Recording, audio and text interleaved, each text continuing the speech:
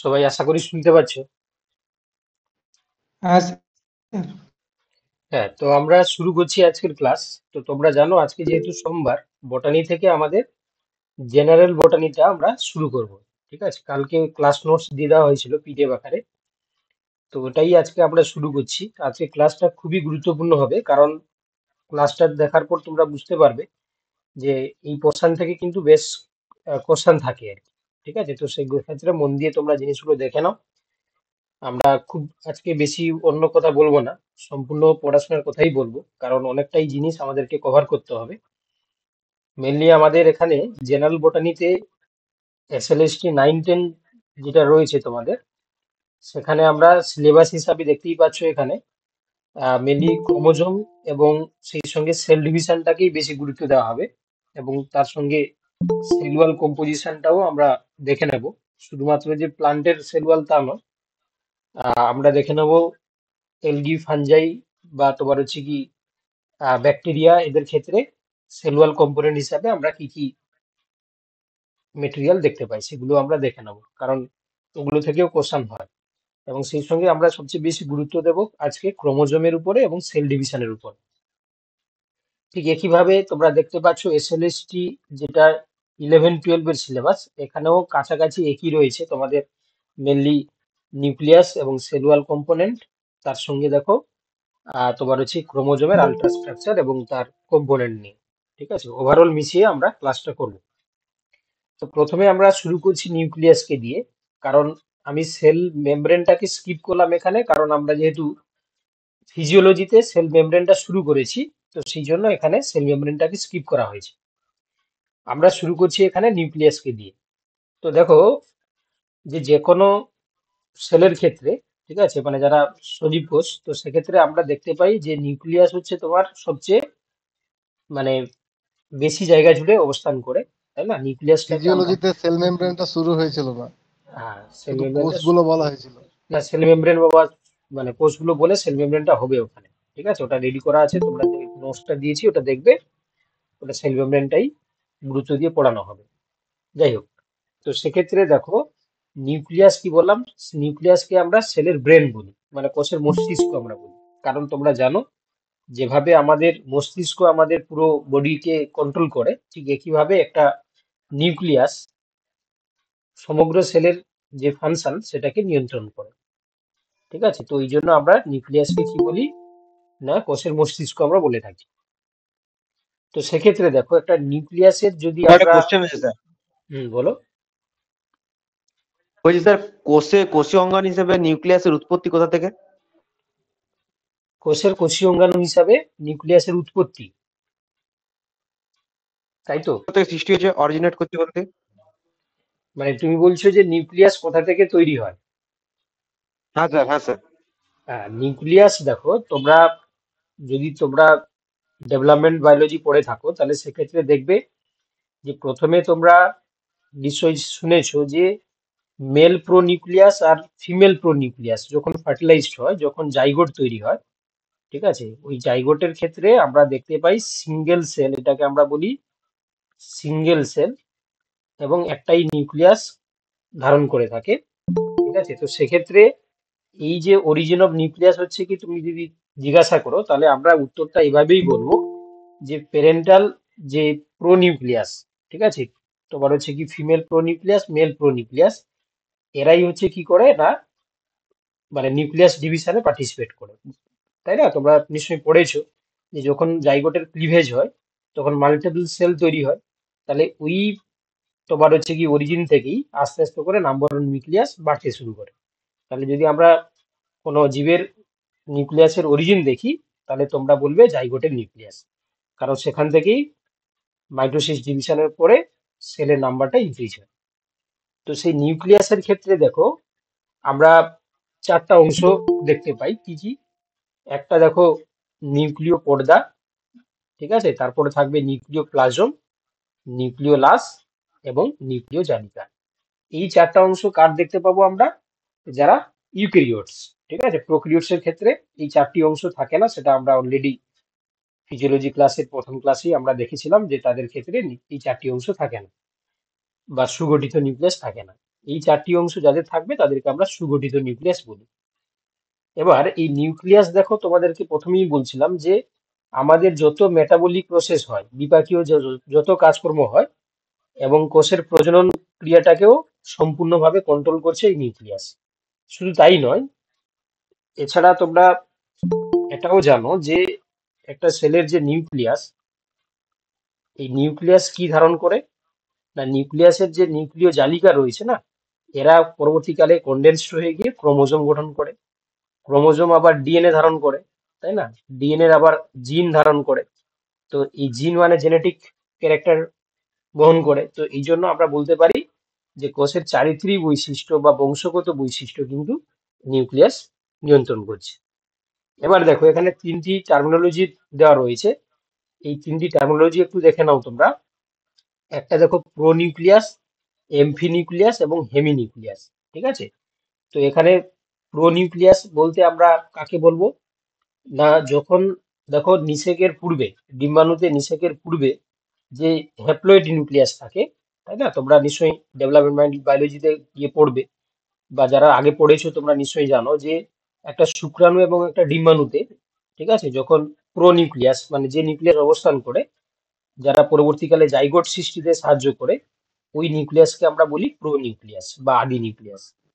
আচ্ছা, AMFI nucleus কাকে নিষেকের বলে? পূর্বে কি বলছো? দেহকোষের ডিপ্লয়েড নিউক্লিয়াস।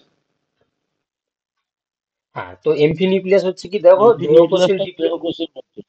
হ্যাঁ, অবভিয়াসলি হ্যাঁ। এমফি নিউক্লিয়াস হচ্ছে কি আমাদের সোমাটিক সেল বা দেহকোষ, সোমাটিক সেল বা দেহকোষ, এর নিউক্লিয়াসটাকে আমরা কি বলি, একটু মিট করে দেবো। সোমাটিক সেল বা দেহকোষের ডিপ্লয়েড নিউক্লিয়াসকে আমরা বলি এমফি নিউক্লিয়াস। আর আমাদের যে জনন কোষ রয়েছে মানে জার্ম সেল রয়েছে, তার হ্যাপ্লয়েড নিউক্লিয়াস থাকে, তাই না? এই যে বললাম তোমার ডিম্বাণু কিংবা শুক্রাণু, সেক্ষেত্রে কি হয় না, তাদের হ্যাপ্লয়েড নিউক্লিয়াস তৈরি হয়, কারণ এটা মিওসিসের মাধ্যমে তৈরি হয় বলে। তো সেক্ষেত্রে তাদের নিউক্লিয়াসকে আমরা কি বলি না, হেমি নিউক্লিয়াস বলি। তাহলে এমফি নিউক্লিয়াস, হেমি নিউক্লিয়াস এবং প্রো নিউক্লিয়াস, এই 3টে জিনিস তোমরা আশা করি বুঝতে পেরেছো। এখানে আমরা আচ্ছা, এটা বলছি যে নিউক্লিয়াসের, এখানে দেখুন। হ্যালো। শুনতে পাচ্ছি, হ্যালো। শুনতে পাচ্ছি, বলো তুমি। স্যার, তাহলে এখানে হেমি নিউক্লিয়াসটা কি তাহলে one type of pro nucleus বলা যেতে পারে, যেহেতু হ্যাপ্লয়েড নিউক্লিয়াস যেহেতু বলছে জনন কোষে? হ্যাঁ, মানে এবার দেখো তোমাকে এখানে কি বলেছে, ডিফারেন্সটা তোমার ডিম্বাণুতে নিষেকের পূর্বে, ঠিক আছে, মানে প্রাথমিক অবস্থায় নিষেকের পূর্বে যে নিউক্লিয়াসটা তোমার গঠিত হয় সেটাকে আমরা মানে প্রো নিউক্লিয়াস বলছি। আর হেমি নিউক্লিয়াসটা হচ্ছে কি তোমার যখন জনন কোষ গঠিত হয়ে যাচ্ছে, যখন জনন কোষ গঠিত হওয়ার পর তার নিউক্লিয়াসটাকে আমরা হেমি নিউক্লিয়াস বলছি। দেখো এবার ওকে স্যার। নিউক্লিয়াসের যে 4টি অংশ বললাম, দেখো এখানে এই যে ছবিটা দেখতে পাচ্ছ, বাইরের দিকে তোমরা দেখতে পাচ্ছ একটা ডিসকন্টিনিউয়াস মেমব্রেন দেখতে পাচ্ছ। এই মেমব্রেনটাকে আমরা বলছি কি না, নিউক্লিয়ার এনভেলাপ, বা যেটাকে আমরা বলি নিউক্লিয় পর্দা। অ্যাকচুয়ালি এইটা কন্টিনিউয়াসলি থাকে না, এখানে এরকম পোর থাকে যেটাকে আমরা বলি নিউক্লিয়ার পোর বলি। ঠিক আছে? এই নিউক্লিয়ার পোরের মাধ্যমে সাইটোপ্লাজমের সঙ্গে এরা কানেক্টিভিটি মেনটেন করে। এবং নিউক্লিয়াসের মধ্যে যে তোমার সাইটোপ্লাজম থাকবে সেটাকে আমরা নিউক্লিওপ্লাজম বলি। এবং এই নিউক্লিয়াসের মধ্যে একটা সবচেয়ে কন্ডেন্সড একটা এরিয়া থাকে যেটাকে আমরা নিউক্লিওলাস বলি। এবার দেখো, একটা নিউক্লিয়াস তোমরা জানো যে যখন সেল ডিভিশন হয়, ঠিক আছে, সেল ডিভিশনে দুটো ইভেন্ট আমরা দেখতে পাই। কি কি ইভেন্ট দেখতে পাই আমরা না, একটা হচ্ছে ক্যারিওকাইনেসিস, ক্যারিওকাইনেসিস এবং একটা সাইটোকাইনেসিস ঘটে। তো দেখো এই যে ক্যারিওকাইনেসিস হয় তখন আমরা কি দেখতে পাই না, ওই নিউক্লিয়াসের ডিভিশন ঘটে। কিসের ডিভিশন ঘটে? নিউক্লিয়াসের ডিভিশন ঘটে। আর এখানে হচ্ছে কি তোমার সাইটোপ্লাজম ভাগ হয়। তো এই যে নিউক্লিয়াসের ডিভিশন হয়, তো সেক্ষেত্রে সেল ডিভিশনের ক্ষেত্রে আমরা দেখতে পাই না, দুটো স্টেজ দেখতে পাই সেল ডিভিশনে, একটা হচ্ছে ইন্টারফেজ, একটা হচ্ছে কি তোমার মাইটোটিক ফেজ। তো সেই ইন্টারফেজ যখন থাকে, ইন্টারফেজটাকে আমরা বলি কোষের বিশ্রাম দশা বা রেস্টিং ফেজ। ওই রেস্টিং ফেজের ক্ষেত্রে আমরা নিউক্লিয়াসের যদি রাসায়নিক গঠন দেখি, তাহলে কি দেখতে পাবো না, একটা নিউক্লিয়াস, তার মধ্যে আমরা ডিএনএ দেখতে পাবো 9 থেকে 12% থাকবে, কিছু ক্ষারীয় প্রোটিন থাকবে প্রায় 15% কাছাকাছি, এবং কিছু নন ক্ষারীয় বা অক্ষারীয় কিছু প্রোটিন থাকবে, ঠিক আছে, প্রায় হচ্ছে তোমার 65%। তার মধ্যে দেখো অ্যাসিড প্রোটিন কিছু থাকবে, কিছু নিউট্রাল প্রোটিন থাকে, কিছু উৎসেচক থাকে, আরএনএ থাকবে কাছাকাছি 5%, লিপিড থাকবে এবং খনিজ লবণ হিসাবে ফসফরাস থাকবে। ঠিক আছে, যখন একটা নিউক্লিয়াস রেস্টিং ফেজে থাকবে তার মধ্যে যে কেমিক্যাল কম্পোজিশন দেখি আমরা, তাহলে এই জিনিসগুলো আমরা দেখতে পাবো। এবার যখন দেখো, আচ্ছা, এখানে মাঝখানে একটু তোমাদেরকে একটু পড়ে নাও ইয়েতে, তোমার হচ্ছে কি কোষ প্রাচীর নিয়ে, কারণ নিউক্লিয়াসের পরে আমরা ক্রোমোজোমে ঢুকবো। তো তার আগে তোমরা একটু কোষ প্রাচীরের তোমার হচ্ছে কি জিনিসগুলো দেখে নাও। তো এই কোষ প্রাচীর হচ্ছে দেখো, আহ মানে এটা হচ্ছে কি দেখো একটা এমন একটা মেমব্রেন যেটা শুধুমাত্র আমরা কিছু পার্টিকুলার অর্গানিজমস এর ক্ষেত্রে দেখতে পাই। মূলত কার কার দেখা যায় না, যেমন হচ্ছে তোমার ব্যাকটেরিয়া, ফাঞ্জি, অ্যালগি বা প্ল্যান্টস এর ক্ষেত্রে আমরা দেখতে পাবো। তো সেক্ষেত্রে এই এই কোষ প্রাচীর মূলত যান্ত্রিক দৃঢ়তা প্রদান করে, এটাই এর মেন কাজ। ঠিক আছে, কোষের আকৃতি প্রদান করা। তো এর যদি আমরা আহ গঠন যদি দেখি তাহলে কি দেখতে পাবো, এটা উদ্ভিদের ক্ষেত্রে, ঠিক আছে, তাহলে আমরা কি দেখতে পাই না, তিনটে অংশ নিয়ে গঠিত হয়। ঠিক আছে, তোমার জানো যে primary cell wall, secondary cell wall এবং টার্সিয়ারি সেল ওয়াল, যেটাকে আমরা মিডিল ল্যামেলা বলে থাকি। ঠিক আছে, তাহলে 1 নম্বর কি বললাম, প্রাইমারি সেল ওয়াল, 2 নম্বর হচ্ছে সেকেন্ডারি সেল ওয়াল, 3 নম্বর হচ্ছে মিডিল ল্যামেলা। এবার এই তিনটের যদি আমরা কি দেখি না, বাইরে থেকে ভেতরের দিকে বা ভেতরে থেকে বাইরের দিকে দেখি, তাহলে কি দেখতে পাবো। তো তোমরা দেখতে পাচ্ছ যে এটা যেহেতু সেল মেমব্রেন, তাই না, এই সেল মেমব্রেনটা হচ্ছে কি তোমার ভেতরের দিকে থাকবে। দেখতে পাচ্ছ এই যে লিপিড বাইলেয়ারের সেল মেমব্রেন দেখতে পাচ্ছ।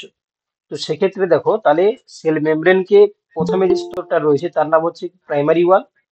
ঠিক আছে, তারপরে দেখো তোমরা এই প্রাইমারি ওয়ালের পরে ঠিক রয়েছে কি, এই যে প্রাইমারি ওয়ালের পরে থাকবে হচ্ছে কি তোমার সেকেন্ডারি ওয়াল, এবং সবচেয়ে মাঝখানে এখানে মিডিলে থাকবে কে না, মিডিল লেভেলা বা যেটাকে আমরা বলি টার্সিয়ারি ওয়ালও আমরা বলতে পারি।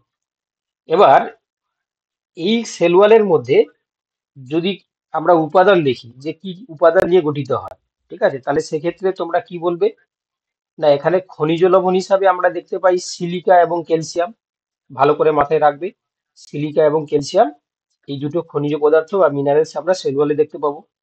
এবং একটা উদ্ভিদ কোষের ক্ষেত্রে বেশ কয়েকটি রাসায়নিক পদার্থ আমরা দেখতে পাই। কি কি রাসায়নিক পদার্থ দেখতে পাবে, যেমন 1 নম্বর হচ্ছে দেখো সেলুলোজ দেখতে পাবে, নেক্সট হচ্ছে দেখো হেমিসেলুলোজ দেখতে পাবে, পেকটিক দেখতে পাবে তোমরা, লিগনিন দেখতে পাবে, সুবেরিন এবং কিউটিন দেখতে পাবে। এছাড়া আরো অনেক পদার্থ থাকে যেমন গোঁত, মিউসিলেজ, খনিজ পদার্থ এবং জল। তাহলে এতগুলো উপাদান নিয়ে একটা প্লান্টের ক্ষেত্রে বা উদ্ভিদের ক্ষেত্রে কোষ প্রাচীর গঠিত হয়। ঠিক আছে, তাহলে সেক্ষেত্রে সেলুলোজ কি নিয়ে গঠিত হয় তোমরা জানো, গ্লুকোজের পলিমার। হেমিসেলুলোজ কি নিয়ে গঠিত হয়, জাইলেন, মানে তোমার হচ্ছে কি জাইলেম নয়, জাইলিন অ্যাকচুয়ালি আর কি, জাইলিন, মেনান্স, তারপর হচ্ছে তোমার গ্যালাকটেন্স। আর প্যাকটিন হচ্ছে তোমার কি দিয়ে গঠিত হয়, প্যাকটিক হচ্ছে তোমার ইউরোনিক অ্যাসিডের পলিমার। ঠিক আছে, ঠিক একইভাবে লিগনিন হচ্ছে দেখো ফিনাইল প্রোপেন জাত হচ্ছে উপাদান, এবং সুবেরিন কিউটিন হচ্ছে দেখো ফ্যাটি অ্যাসিড দ্বারা গঠিত হয়। তাহলে এতগুলো উপাদান নিয়ে একটা প্ল্যান্টের সেল ওয়ালটা গঠিত হয়, সেল ওয়াল গঠিত হয়। এবার আমরা তোমাদের বোঝার সুবিধার জন্য এখানে শৈবাল, ব্যাকটেরিয়া এবং ছত্রাক এবং উদ্ভিদ, এদের দেখো সেল ওয়ালের কম্পোনেন্ট গুলো বলে দিয়েছি, কারণ এগুলো পরীক্ষায় আসার সম্ভাবনা বেশি। তো প্রথমে দেখো শৈবাল গোষ্ঠীর ক্ষেত্রে তিনটে মূল ভাগে আমরা ভাগ করি, তোমরা জানো আরো ভাগ রয়েছে, তার মধ্যে মূল যে তিনটে ভাগ, একটা দেখো ক্লোরোফাইটা, ফিওফাইটা এবং রোডোফাইটা। তো এদের ক্ষেত্রে সেল ওয়াল কম্পোনেন্ট গুলো যদি তোমরা মনে রাখো তাহলে পরীক্ষার আসার সম্ভাবনা বেশি থাকে। তো ক্লোরোফাইটার ক্ষেত্রে সেল ওয়াল থাকবে দেখো সেলুলোজ, হাইড্রোক্সি প্রোলিন, ঠিক আছে, তারপরে গ্লুকোসাইডস, জাইলেন্স এবং মেনান্স, এটা ক্লোরোফাইটা। ফিওফাইটার ক্ষেত্রে তোমরা কি দেখতে পাবে, তাদের ক্ষেত্রেও সেলুলোজ থাকে, অ্যালজিনিক অ্যাসিড থাকবে, ঠিক আছে, এবং তোমার দেখো ফিউকোডান বলে একটা উপাদান থাকে। আর যারা রোডোফাইসি তাদের ক্ষেত্রে কি দেখতে পাবে, সেলুলোজ, জাইলেন্স এবং তার ছাড়াও দেখবে গ্যালাকটেন্স বলে উপাদান আমরা দেখতে পাই। এছাড়া দেখো যদি আমরা ব্যাকটেরিয়ার ক্ষেত্রে সেলুলার কম্পোনেন্ট দেখি, তোমরা সবাই জানো যে ব্যাকটেরিয়ার ক্ষেত্রে যে উপাদানটা থাকে তার নাম কি? পেপটাইডোগ্লাইকেন। পেপটাইডোগ্লাইকেন। এর আরো অনেক নাম রয়েছে, তোমরা জানো। অনেকে বলবে মিউরিন, বা কেউ কেউ বলবে মিউকোপেপটাইড, তাই না? তোমার হচ্ছে কি পেপটাইড, বা মিউরিন, বা পেপটাইডোগ্লাইকেন। এদের আবার দুটো কম্পোনেন্ট থাকে, তোমরা নিশ্চয়ই জানো। এটা নাম শুনেছো, এনএজি আর এনএ। এই এনএজি, ওটাই মিউরামিক। শিউলি বাবা, তোমার কথা শোনা যাচ্ছে না, তোমার নেটওয়ার্কে প্রবলেম রয়েছে। ঠিক আছে, দেখো তাহলে এনএজি আর এনএএম। এনএজি হচ্ছে তোমার জানো এন এসিটাইল গ্লুকোসামাইন, আর এনএএমটা হচ্ছে এন এসিটাইল মিউরামিক অ্যাসিড। যাই হোক, এই উপাদান নিয়ে আমরা যখন মাইক্রোবায়োলজি পড়বো তখন আরো ডিটেলসে পড়বো। তো এখানে দেখো তোমাদেরকে, তোমরা নিশ্চয়ই সবাই পড়েছো যে গ্রাম মানে ব্যাকটেরিয়াকে আমরা দুটো ক্যাটাগরিতে ভাগ করি। একটা রয়েছে গ্রাম পজিটিভ ব্যাকটেরিয়া, একটা রয়েছে গ্রাম নেগেটিভ ব্যাকটেরিয়া। তো সেক্ষেত্রে এদের ক্ষেত্রে সেলুলার কম্পোনেন্টে মেজর কিছু ডিফারেন্স আমরা দেখতে পাই। কি দেখতে পাই না, যদি তোমরা গ্রাম পজিটিভ ব্যাকটেরিয়া দেখো তাহলে সেক্ষেত্রে দেখতে পাবে তার ক্ষেত্রে, আচ্ছা, gram positive bacteria gram negative bacteria আগে কাকে বলে তোমরা নিশ্চয়ই জানো। যে গ্রাম স্টেনিং বলে একটা স্টেন পাওয়া যায়, ঠিক আছে, ক্রিশ্চিয়ান গ্রাম তিনি ডিসকভার করেছিলেন। তো সেই পিগমেন্টে যে সমস্ত ব্যাকটেরিয়া পার্পল কালার ধারণ করে, কোন কালার? পার্পল কালার ধারণ করে, তাদেরকে আমরা বলি গ্রাম পজিটিভ ব্যাকটেরিয়া।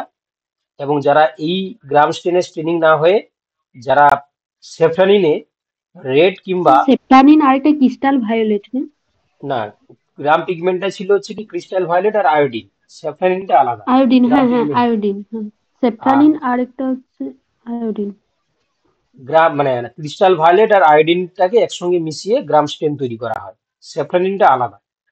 তো সেই স্যাফরানিনের কালার যদি কেউ নেয়, যেমন রেড কালার বা পিঙ্ক কালার ধারণ করে, তখন তাকে এটা আমরা কি হচ্ছে বলি?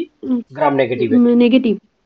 একদম গ্রাম নেগেটিভ ব্যাকটেরিয়া। তো সেক্ষেত্রে দেখো এই দুটো ব্যাকটেরিয়ার সেলুলার কম্পোনেন্টে আমরা মেজর ডিফারেন্স আমরা দেখতে পাই। কি ডিফারেন্স দেখতে পাবে না, গ্রাম পজিটিভের ক্ষেত্রে এই লেয়ারটা, সেলুলার লেয়ারটা আমরা একটাই দেখতে পাই, কিন্তু গ্রাম নেগেটিভ ব্যাকটেরিয়ার ক্ষেত্রে দুটো লেয়ার দেখতে পাই।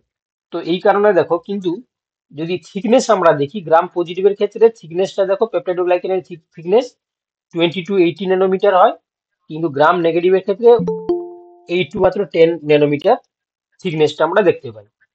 এবং দেখো আরেকটা জিনিস মনে রাখবে, আউটার মেমব্রেন যেটা থাকে প্লাজমা মেমব্রেন হিসাবে, সেটা গ্রাম পজিটিভের ক্ষেত্রে অ্যাবসেন্ট থাকে, কিন্তু গ্রাম নেগেটিভের ক্ষেত্রে প্রেজেন্স থাকবে। আচ্ছা, এবার দেখো আমরা কম্পোজিশনে চলে যাই, যেটা আমরা এই জিনিসটা নিয়ে ডিসকাস করতে চেয়েছিলাম। সেটা হচ্ছে কি দেখো না, এদের কেমিক্যাল কম্পোজিশন। কেমিক্যাল কম্পোজিশনটা ভালো করে তোমরা মনে রাখবে। গ্রাম পজিটিভ হলে সেখানে পেপটাইডোগ্লাইকেনের পাশাপাশি টিকোইক অ্যাসিড দেখতে পাবে, এবং আর কি দেখতে পাবে না, লিপোটিকোইক অ্যাসিড দেখতে পাবে। কিন্তু যদি আমরা গ্রাম নেগেটিভ ব্যাকটেরিয়া দেখি, সেখানে কি দেখতে পাবে? এই লিপোপলিস্যাকারাইড, যেটাকে আমরা এলপিএস বলি, সেই সঙ্গে দেখো আরো কি দেখতে পাবে না, তোমার হচ্ছে কি লিপো প্রোটিন থাকবে এবং পেপটাইডোগ্লাইকেন থাকবে, টিকোইক অ্যাসিড থাকবে না। ঠিক আছে, এবং দেখো পোরিন প্রোটিনস বলে একটা প্রোটিন, যেটা গ্রাম পজিটিভের ক্ষেত্রে অ্যাবসেন্স থাকে, কিন্তু গ্রাম নেগেটিভের ক্ষেত্রে প্রেজেন্স থাকবে। ঠিক আছে, এবং গ্রাম পজিটিভের ক্ষেত্রে হচ্ছে পেপটাইডোগ্লাইকেন বেশি থাকবে, আর গ্রাম নেগেটিভের ক্ষেত্রে কম থাকবে। এই বৈশিষ্ট্য যেগুলো আমি বললাম, এই জিনিসগুলো একটু মনে রাখবে। ঠিক আছে, গ্রাম পজিটিভ ব্যাকটেরিয়া এবং গ্রাম নেগেটিভ ব্যাকটেরিয়া, যদিও আমরা মাইক্রোবায়োলজিতে আরো ডিটেলসে পড়বো, এদের প্রত্যেকটা স্ট্রাকচারটাকে আমরা ড্র করে দেখবো। বাট এখন জাস্ট প্রেজেন্ট আর অ্যাবসেন্ট জিনিসটা একটু দেখে নেবে, কারণ যেহেতু আমরা সেলুলার নিয়ে পড়ছি, তো সেক্ষেত্রে একটু দেখে নেবে। সেই সঙ্গে দেখো এখানে আমরা চলে আসি একটি প্ল্যান্টের ক্ষেত্রে। ঠিক আছে, প্ল্যান্টের ক্ষেত্রে আমরা অবভিয়াসলি প্রথমে স্লাইডে দেখছিলাম যে উদ্ভিদের কোষ প্রাচীরের উপাদান আমরা সেলুলোজ, হেমিসেলুলোজ, লিগনিন, সুবেরিন, এই জিনিসগুলো আমরা দেখতে পাই। সবচেয়ে বেশি দেখা যায় কে না, সেলুলোজ। তো সে দেখো, তো একটা যদি আমরা, আচ্ছা এটা আছে প্ল্যান্টের নয়, এটা আছে সরি, এটা আছে তোমার ছত্রাকের ক্ষেত্রে, মানে ফাঞ্জির ক্ষেত্রে। এটা হচ্ছে কি তোমার ফাঞ্জাইয়ের ক্ষেত্রে সেলুলার কম্পোনেন্ট। তো তোমরা নিশ্চয়ই সবাই জানো, যারা বটানি নয় তাও তোমরাও বলতে পারবে যে এদের মূল উপাদান নাম কি? কাইটিন। ঠিক আছে, এদের মূল উপাদান নাম কি? কাইটিন। এই কাইটিন শুধুমাত্র ছত্রাকে থাকে তা নয়, তোমরা আরো নিশ্চয়ই জানো যে আর্থ্রোপোডসের ক্ষেত্রে যে ওদের ডানা থাকে, তাতেও কাইটিন আমরা দেখতে পাই। তো কাইটিনটা হচ্ছে কি এমন একটি উপাদান যেটা হচ্ছে কি নাইট্রোজেন ঘটিত এক ধরনের কম্পাউন্ড, কার্বোহাইড্রেট আর কি। ঠিক আছে, তো এছাড়াও দেখো আমরা কি দেখতে পাবো, কাইটিন ছাড়াও কাইটোসান এবং বিটা 1,3 গ্লুকেন, বিটা 1,6 গ্লুকান এবং মিক্সড বিটা 1,3 এবং বিটা 1,4 গ্লুকান এবং আলফা 1,3 গ্লুকান। ঠিক আছে, এবং আরো থাকবে কি মেলানিন এবং গ্লুকোপ্রোটিনস, এইগুলো হচ্ছে তাদের মেজর কম্পোনেন্ট কার, এটা ছত্রাকের ক্ষেত্রে। ঠিক আছে, তো যারা তোমরা ভাবছো যে স্যার তো ইংলিশের জিনিসগুলো দেখিয়ে দিচ্ছে, তো এই কেমিক্যাল কম্পাউন্ড গুলোর নাম কিন্তু তোমরা ইংরেজিতেই মনে রাখবে। ঠিক আছে, কারণ এগুলো বাংলা লিখতে গেলে সমস্যা আর কি। ঠিক আছে, এগুলো সম্পূর্ণ বাংলাতে লেখা যায় না। তো এই জন্য তোমরা এই উপাদানগুলো একটু ইংলিশেই মনে রাখবে, কোনো অসুবিধা হবে না। এবার দেখো, এবার আমরা যেটা প্লান্টের কথা বলছিলাম, সেই প্লান্টের সেল ওয়াল কম্পোনেন্ট গুলো দেখে নাও। ঠিক আছে, প্লান্টের ক্ষেত্রে আমরা তিনটে মানে যে ভাগে ভাগ করেছিলাম, মিডিল ল্যামেলা, প্রাইমারি ওয়াল এবং সেকেন্ডারি ওয়াল। তাহলে মিডিল ল্যামেলাতে মনে রাখবে দুটো উপাদানের নাম কি, একটা আছে কি তোমার প্যাকটিন এবং হচ্ছে ক্যালসিয়াম এবং ম্যাগনেসিয়াম প্যাকটেট। আমি সেটাকে হাইলাইট দিয়ে দিচ্ছি যাতে তোমরা সহজে মনে রাখতে পারো। কি কি বললাম, প্যাকটিন, ক্যালসিয়াম এবং ম্যাগনেসিয়াম প্যাকটেট। এইটা হচ্ছে কার উপাদান, এই মিডিল ল্যামেলা। ঠিক আছে, মিডিল ল্যামেলা যেটা থাকে, এই মিডিল ল্যামেলার ক্ষেত্রে আমরা কি দেখতে পাবো, এই তিনটি উপাদান প্যাকটিন, ক্যালসিয়াম এবং ম্যাগনেসিয়াম প্যাকটেট। যেটা প্রাইমারি ওয়াল, এটা হচ্ছে কি মেনলি কি নিয়ে গঠিত হয়, তার তোমরা জানো এটা হচ্ছে তোমার মেনলি গঠিত হয় সেলুলোজ নিয়ে। ঠিক আছে, এটা হচ্ছে কি মেনলি সেলুলোজ, এবং এটা আমরা কোথায় দেখতে পাই, প্রাইমারি ওয়ালাটা মেজরলি আমরা দেখতে পাবো, দেখো মেরিস্টেমেটিক টিস্যু মানে ভাজক কলা, মেসোফিল কোষ এবং হচ্ছে কি মজ্জা বা পিঠের ক্ষেত্রে আমরা এই প্রাইমারি ওয়ালটা বেশি দেখতে পাই। আর সেকেন্ডারি ওয়াল ক্ষেত্রে কি হয় না, আস্তে আস্তে প্রাইমারি ওয়ালটা কনভার্ট হয়ে যায় সেকেন্ডারি ওয়ালে। তো এই জন্য লিগনিন, সুবেরিন, কাইটিন এই উপাদানগুলো আমরা এই সেকেন্ডারি ওয়ালে দেখতে পাই। ঠিক আছে, তোমরা একটু এখানে বলে দিচ্ছি আমি। এখানে আমরা দেখতে পাবো সেলুলোজটা সবচেয়ে বেশি দেখতে পাবো, সেলুলোজ, হেমি সেলুলোজ। আর এখানে হচ্ছে কি তোমার লিগনিন, সুবেরিন, যে আনমিট করে রেখেছো বাবা, কিছু যদি না বলার থাকে তুমি মিট করে দাও, লিগনিন, সুবেরিন। ঠিক আছে, তারপর হচ্ছে কি তোমার পেকটিন, এই উপাদানগুলো আমরা বেশি দেখতে পাবো। ঠিক আছে, তাহলে তোমরা আপাতত এগুলো সংক্ষেপে মনে রাখবে। ঠিক আছে, কারণ এদের উপাদানগুলো এবং এদের কম্পোনেন্ট গুলো নিয়ে পরীক্ষা প্রশ্ন দেয়, তোমরা একটু মনে রাখবে।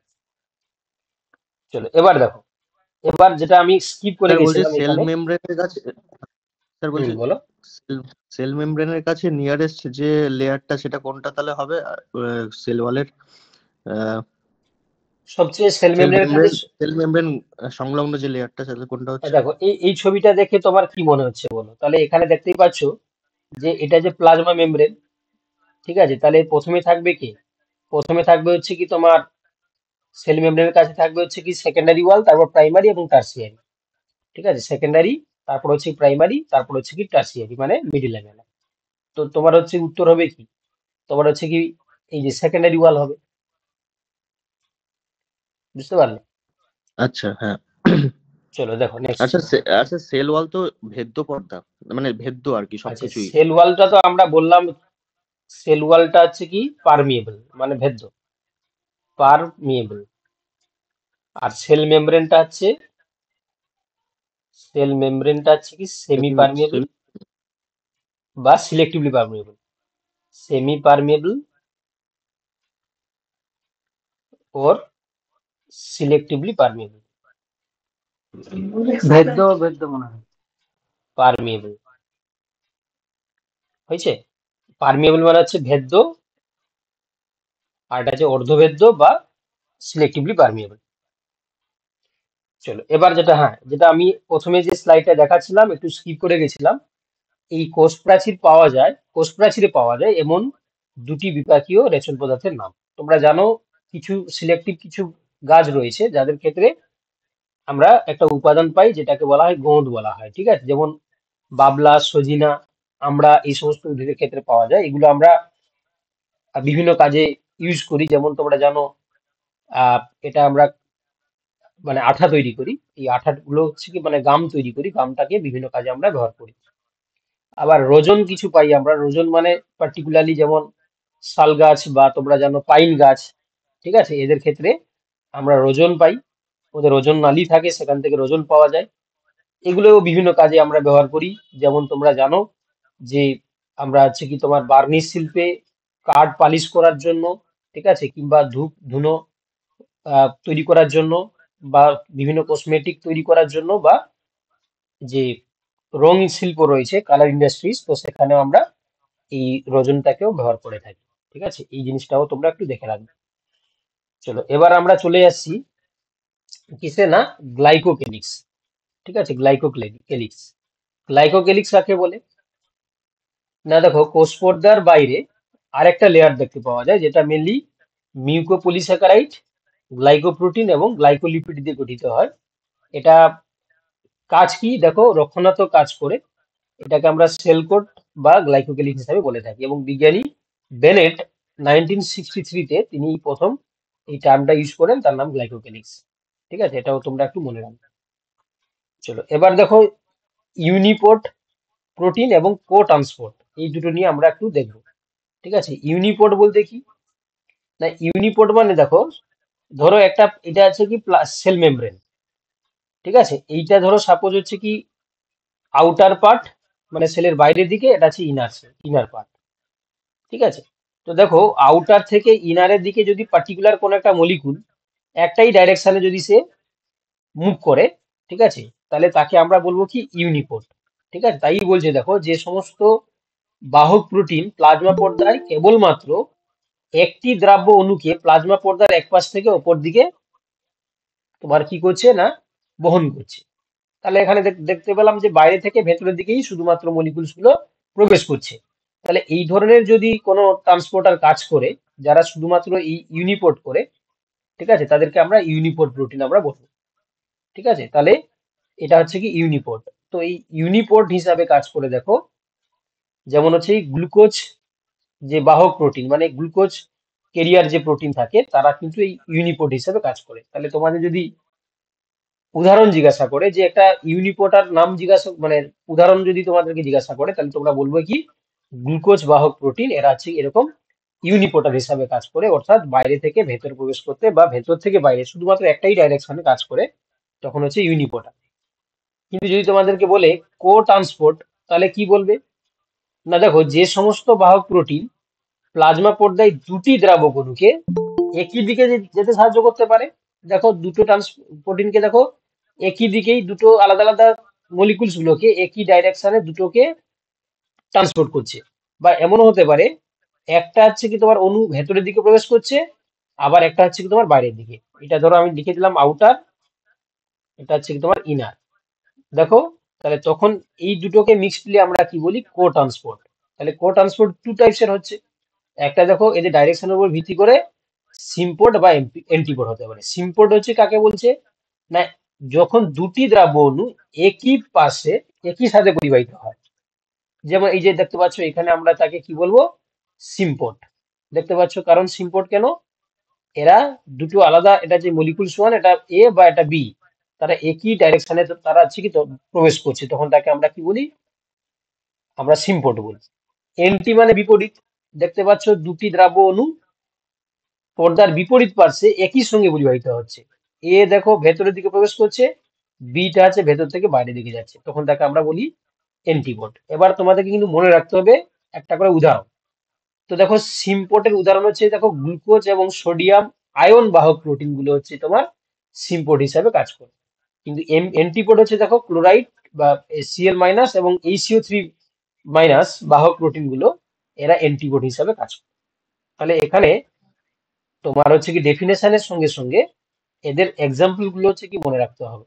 কেন, এদের এক্সাম্পল গুলো দিয়ে হচ্ছে কি তোমাদেরকে পরীক্ষায় প্রশ্ন দিয়ে দেয়। ধরো একটা কলাম দিয়ে দিল, কলাম 1 এবং কলাম 2, তো সেখানে দিলে তোমাকে ইউনিপোর্ট, সিম্পোর্ট, ঠিক আছে, এন্টিপোর্ট, আর এদিকে হচ্ছে কি তোমাকে দিয়ে দিল যে তাদের এক্সাম্পল গুলো। ঠিক আছে, এক্সাম্পল গুলো।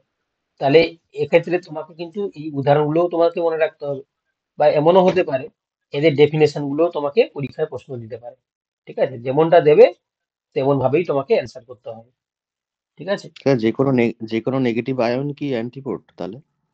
যে কোনো নেগেটিভ আয়ন যে অ্যান্টিপোড হবে সেটা কোনো কথা নয়, ঠিক আছে। এখানে হচ্ছে কি Cl মাইনাস এবং HCO3 বাহক প্রোটিনটা অ্যান্টিপোড হিসাবে কাজ করবে, বুঝতে পারলে?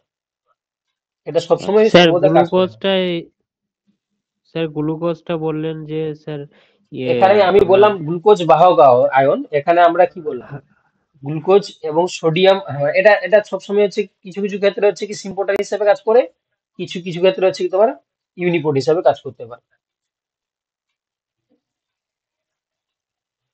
দেখো এবার স্যার দেখো, ইউনিপোর্টের ক্ষেত্রে স্যার বাইরে থেকে ভিতরে যায়, স্যার আবার ভিতর থেকে বাইরে যাবে তো স্যার? অবভিয়াসলি যে কোনো একটা ডাইরেকশনে কাজ করবে। সিঙ্গেল একটা মলিকুলস হয় ভেতর থেকে বাইরে যাবে, বা ভেতর থেকে হচ্ছে বাইরে থেকে হচ্ছে ভেতরে যাবে, যে কোনো একটা ডাইরেকশনে কাজ করবে।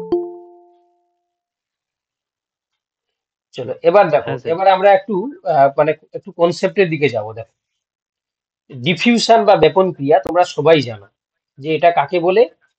দেখো, যদি সমজাতীয় দুটো মানে তোমার হচ্ছে কি মলিকুলস থাকে, ঠিক আছে, তাহলে সেক্ষেত্রে যদি কনসেন্ট্রেশন গ্রেডিয়েন্ট তৈরি হয়, তাই না, এখানে দেখতে পাচ্ছ কনসেন্ট্রেশনটা বেশি আর এখানে হচ্ছে কনসেন্ট্রেশনটা কম, তাহলে কি হয় না, যদি এমন হয় দুটো সলিউশন, এ সলিউশন যার কনসেন্ট্রেশন বেশি, আবার একটা বি সলিউশন যার কনসেন্ট্রেশনটা কম, তাহলে এই সমজাতীয় সলিউশনে যদি কনসেন্ট্রেশন কম আর বেশি হয় তাদেরকে যদি আমরা পাশাপাশি রাখি, তাহলে কি হয় না, বেশি কনসেন্ট্রেশন থেকে কম কনসেন্ট্রেশনের দিকে, অর্থাৎ বাংলায় বললে বেশি ঘনত্ব থেকে কম ঘনত্বের দিকে দ্রাবক অণুগুলো, ঠিক আছে, কি করে না সঞ্চারিত হয়। তাহলে এই যে সঞ্চারিত হওয়ার ঘটনা, এটাকে আমরা কি বলি, ব্যাপন ক্রিয়া বলি। আমি আবার বলছি যে যে সমস্ত ক্ষেত্রে দুটো ডিফারেন্ট কনসেন্ট্রেশনের দ্রবণকে যদি আমরা পাশাপাশি রাখি, তাহলে বেশি ঘনত্ব থেকে কম ঘনত্বের দিকে দ্রাবক অণুগুলো সঞ্চারিত হয়। এই সঞ্চারিত হওয়ার যে প্রক্রিয়া সেটাকে আমরা কি বলি, ব্যাপন বা ডিফিউশন বলি।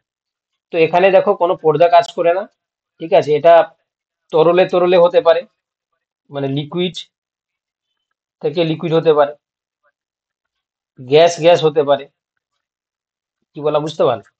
তো এই জিনিসগুলো হচ্ছে কি আমরা দেখতে পাই কি যে এখানে তোমার কাজ করে, ঠিক আছে। ধরো উদাহরণ সাপেক্ষে তোমরা নিশ্চয়ই সবাই জানো যে এক বালতি জলে যদি তুমি 1 ড্রপ ইঙ্ক বা কালি যদি দিয়ে দাও, তাহলে দেখবে সেই কালিটা নিমেষের মধ্যে গোটা ছড়িয়ে পড়বে, তাই না, গোটা জলটা রঙিন হয়ে যাবে। কিংবা ধরো একটা ঘরে তুমি ধূপবাতি জ্বালালে, তাহলে তার গন্ধটা দেখবে নিমেষে গোটা ঘর জুড়েই ছড়িয়ে পড়ে। কেন না, এই ধূপবাতির যে ধোঁয়ার যে কনসেন্ট্রেশন ঘরের যে এয়ারের কনসেন্ট্রেশন থেকে বেশি, তখন কি হয়, ধূপবাতির যে দ্রাবক অণুগুলো তারা গোটা রুমে ছড়িয়ে পড়ছে, কনসেন্ট্রেশনটাকে সমান করে দেওয়ার চেষ্টা করছে। এই যে সমান করে দেওয়ার চেষ্টা, ঠিক আছে, সেটাকেই আমরা বলি ব্যাপন বা ডিফিউশন। এর গুরুত্ব রয়েছে, গুরুত্ব কি রয়েছে দেখো, না সালোক স্যার সংশ্লেষ স্যার এবং হুম, বলো। স্যার হুম, কঠিন গ্যাসের মধ্যে হবে না? কঠিন এবং গ্যাস, সেই কঠিনটা যদি মানে যদি ডিজলভ হতে পারে তাহলে হতে পারে।